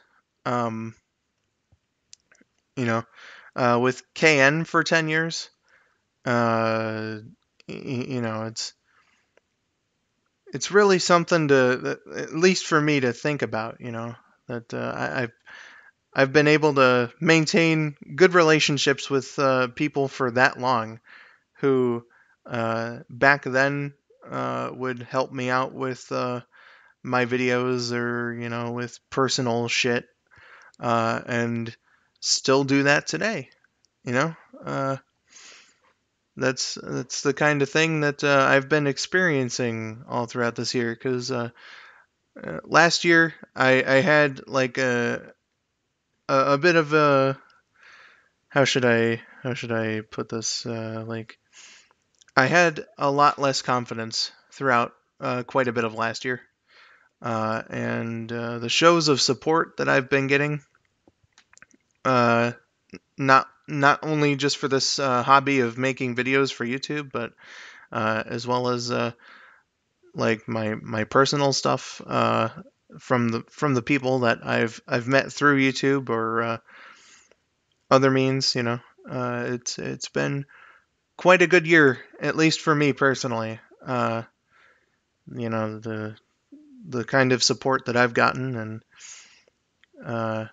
the amount of thankfulness that I have for that is, quite frankly, it's immeasurable. Um, I keep saying, 2018 has just been a hell of a ride. From everything. There have been ups and downs, but I'd like to think that there have been far more ups than there have been downs. From everything, from the start of this year to Amy as Best Anime and Sonic and Mario, um, all the way to what is machinima, and the video that I uploaded today about like the shitty grammar that wasn't actually shitty grammar apparently in the Sonic 2 Extra video. It's been quite an amazing trip in 2018, and no trip that wasn't meant to be a pun on your name.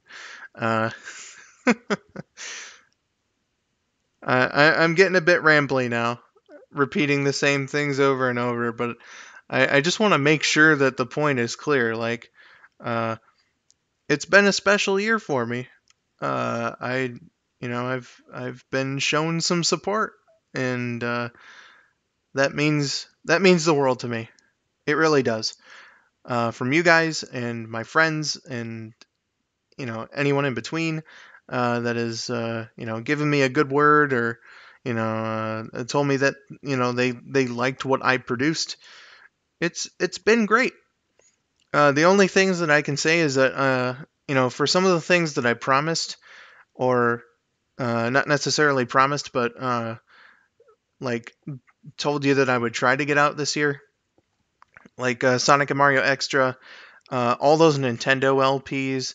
There are also some streams that I really wanted to get to this year. I'm sorry. Like, I'm sorry that I couldn't get that to you guys this year, but I feel like I'm going out on this year with a huge amount of momentum. Or maybe not a huge amount. I mean, let's be fair. In the grand scheme of YouTube, I am like a very small, like triple Z lister. you know, but I feel a bit of momentum. You know, that started at the beginning of last year and has been going all throughout this year, like I said, and is going to spill at least into the beginning of next year, and I hope that it continues. I really do hope that it continues, and I'm going to do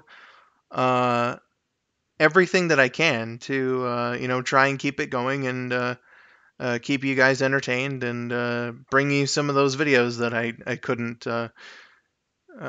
get to you this year, unfortunately. I'm gonna try to put myself to work, and hopefully you guys like what I have to show.